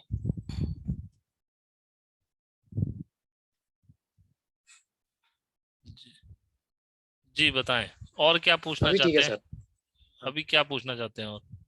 तो तो सर नहीं, आज का मुझे लगता है कि जितना भी हमने ये आने वाला एलियन अराइवल है और उससे पहले का जो एलियन डिसेप्शन, ये सीक्रेट सोसाइटीज या फिर इविल सोसाइटीज करने वाले हैं, उसके ऊपर मैक्सिमम लोगों को मुझे लगता है कि इस वीडियो से क्लैरिटी मिल जाएगा, और उन्हें ये भी पता चल जाएगा कि क्या करना चाहिए, क्या बिलीव करना चाहिए और आगे क्या जी। होगा। एक परसेप्शन उनका बना रहेगा, तो वो किसी ना किसी तरीके से अवेकेंड लोगों का हेल्प में ये वीडियो आएगा। और आपने जो बात कहा कि ये भी आज का जो वीडियो है ये डिवाइन हाँ। इंटरवेंशन का ही जी। नतीजा। जी जी। और मैं ये भी कहूंगा लोगों से, जो मेरा जो चैनल है सत्य की खोज ईश्वर की ओर, उस पे जाकर के जितने वीडियोस मेरे प्लेलिस्ट में हैं, वो प्लीज आप देखिए, तो हम्म, आपको चीजें क्लियर होंगी। क्योंकि वो जी जी, वीडियोस बिल्कुल वहां बिल्कुल। से शुरू हुए हैं जब मैं भी एक रेस कर रहा था, एक बच्चा था उस समय, एक तरह हम्म से मैं इस खेल में। तो बहुत सी हम्म चीजें मैं, जब मैं हम्म बच्चा था तब मैंने बनाई चीजें, वो सारी ठीक है। लेकिन अगर आप सोचेंगे कि हम्म मैं एकदम पीएचडी वाला वीडियो पकड़ूं, आप शुरू से शुरू होंगे वो हम्म वीडियोस देखते देखते, तो आप भी ग्रेजुअली बढ़ेंगे, जैसे जैसे मेरा ज्ञान बढ़ता चला गया है।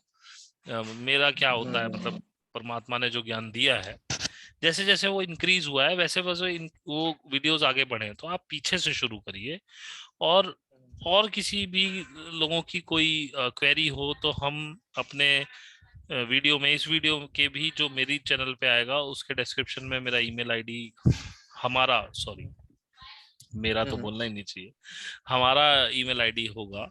उसमें आप अपने क्वेश्चंस इससे रिलेटेड या कोई और भी क्वेश्चंस जो आते हैं, हम मैक्सिमम कोशिश करते हैं कि सैटरडे या संडे में आपके सारे ईमेल्स के जवाब दें।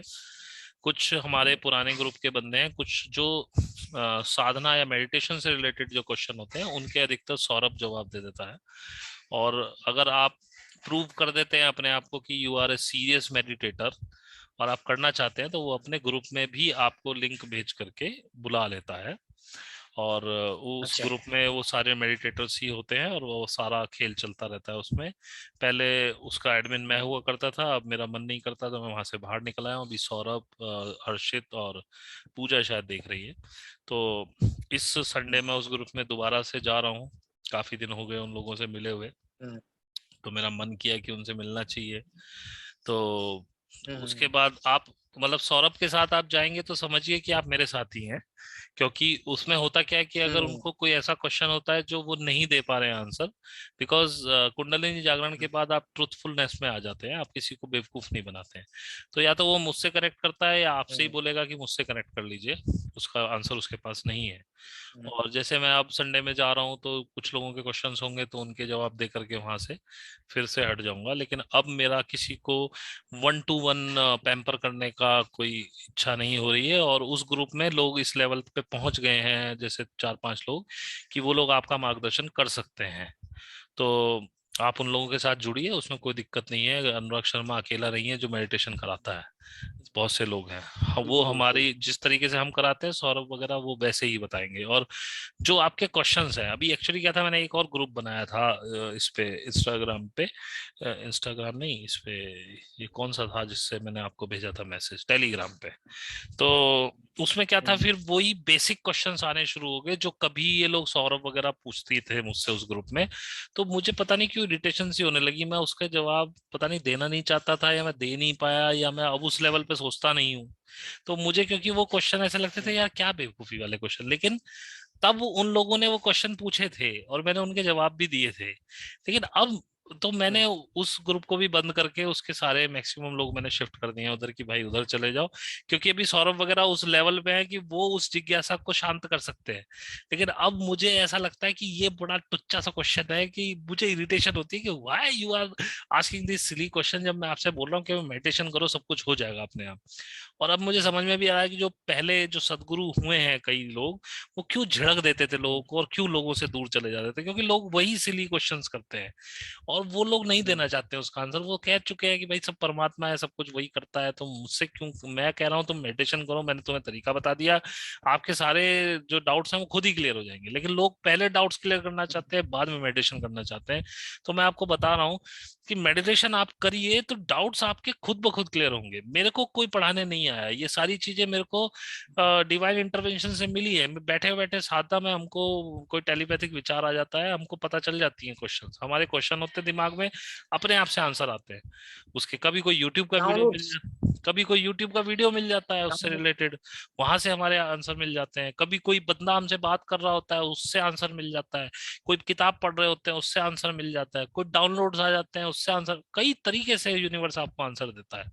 तो बस यही है कि देखो, आगे वाला जो टाइम है वो उनका है जो मेडिटेशन करेंगे। क्योंकि अगर आप राम और हम्म, कृष्ण जैसे वाइब्रेट नहीं कर सकते हैं अपने बॉडी को, तो you can not survive after 2030। 28 तक आप मर जी जाएंगे, बिल्कुल। Last to last. हम्म, वैसे 26 तक मैक्सिमम लोग मर जाएंगे ऐसे। हम्म, तो अगर आपको बचना हम्म, है तो मैं से हम होइए, 5D में रिजोनेट करना पड़ेगा, बॉडी की फ्रिक्वेंसी बढ़ानी पड़ेगी, और उसका एक ही तरीका है, वो है कुंडलिनी। तो हम्म, बाकी आपको और कुछ तो पूछना नहीं है, अपना टॉपिक खत्म हो गया है। तो अभी आपसे जी बिल्कुल बिल्कुल सर। विदा लेना चाहूंगा। बहुत बहुत धन्यवाद। जी बिल्कुल बिल्कुल नमस्कार। सर, बहुत बहुत बहुत धन्यवाद। और मैं तो मोबाइल होल्ड करके रखा हूँ तो नमस्ते नहीं कह पा रहा हूँ। हाँ खैर हाँ जो भी हाँ। हो सर, आपने अच्छा सुझाव दे दिया सभी को कि इस एंड टाइम्स में क्या करना चाहिए अभी हमें फिलहाल। सर और कोई सजेशन आप देना चाहेंगे व्यूअर्स को इस वीडियो के एंड में कि क्या करना चाहिए इस टाइम में, मेडिटेशन और भी कुछ? बस देखिए, सबसे पहले तो अपनी आंखें सही रखो, किसी को गलत निगाह से ना देखो, हम्म, लड़कियां लड़कों को, लड़के लड़कियों हम्म, को। सबसे पहला मूलाधार चक्र सही करो। हम्म, दूसरा, अभिमान में हम्म, ना आओ, आज्ञा चक्र ठीक करो। किसी से हम्म, गुस्सा मत हो, किसी को, हम्म, शांत रहो और धीरे मेडिटेशन करो। हम्म, हमेशा हर वीडियो का मेरा यही रहता है, ताकि आप लोग आगे बढ़ पाए इस समय का, जो ये समय चक्र है, इसको पार करके नए युग में जाएं। लेकिन ये लोगों के हाथ में नहीं होता है। हम्म, लेकिन आप शुरू कीजिए, अगर आप हम्म, उस राह के पथिक हैं, आपकी इवोल्यूशन उस लेवल की हो चुकी है, तो प्रकृति आपको आगे अपने आप ले जाएगी। वरना आपका खुद से छूट जाएगा। तो फिर आप सोचिए कि अभी आप उस हम्म, लेवल के नहीं है, और ये आपका लास्ट इनकारनेशन है इस अर्थ पे। हम्म, अब आपके लिए एक नया प्लेनेट तैयार हो चुका है, 3D हम्म, का। अब आप वहां जाएंगे। अब जो भी मर रहा है वो वहां हम्म, री इनकारनेट हो रहा है। और जो एवोल्यूशन करके अपना अच्छा। हाई सोल में कन्वर्ट हो चुका है, वो सीधा परमात्मा के पास जा रहा हम्म, है, या अपने हायर लेवल पे जा रहा है, 5D में जा रहा है। मतलब इस अर्थ पे नहीं आएगा आप कोई फिलहाल, जो भी मरेगा। अब जब तक ये अर्थ 5D में नहीं हम्म, इवॉल्व हो जाती है, अगर ये 5D में इवॉल्व होती है तो ठीक है, नहीं तो जितने भी हायर सोल्स हैं उनको शिफ्ट कर दिया जाएगा 5D अर्थ में। अगर किसी वजह से तो सर यही एक मेडिटेशन पे फोकस करना है और जो जी, सही रहा है, फोकस मतलब बेसिकली आप ये कह रहे हैं फोकस कि राम मेडिटेशन। कृष्ण जैसा बनना है, जी, राम कृष्ण राम और और कृष्ण बनना बुद्ध है जैसा, आपको। जी, राम कृष्ण बुद्ध, उनको या आप कहें उनके जैसा बन। लाहाड़ी महाशय, आपका ये योगानंदा, या हम्म, विवेकानंदा, ऐसा बनना होगा हम्म, आप। उसके बिना नहीं आगे बढ़ पाओगे। जी जी सर, बिल्कुल बिल्कुल बिल्कुल। तो सर बहुत बहुत शुक्रिया, जी जी, आपने मेरे चैनल धन्यवाद। पर आया कहीं ना कहीं मैं मानता हूँ कि ये डिवाइन विल ही था आज का जो जी ये वीडियो आपके साथ जी बनना था। तो ठीक है सर, ठीक है। ठीक है जी, ओके बाय। ओके, ओके भाई। स्टॉप।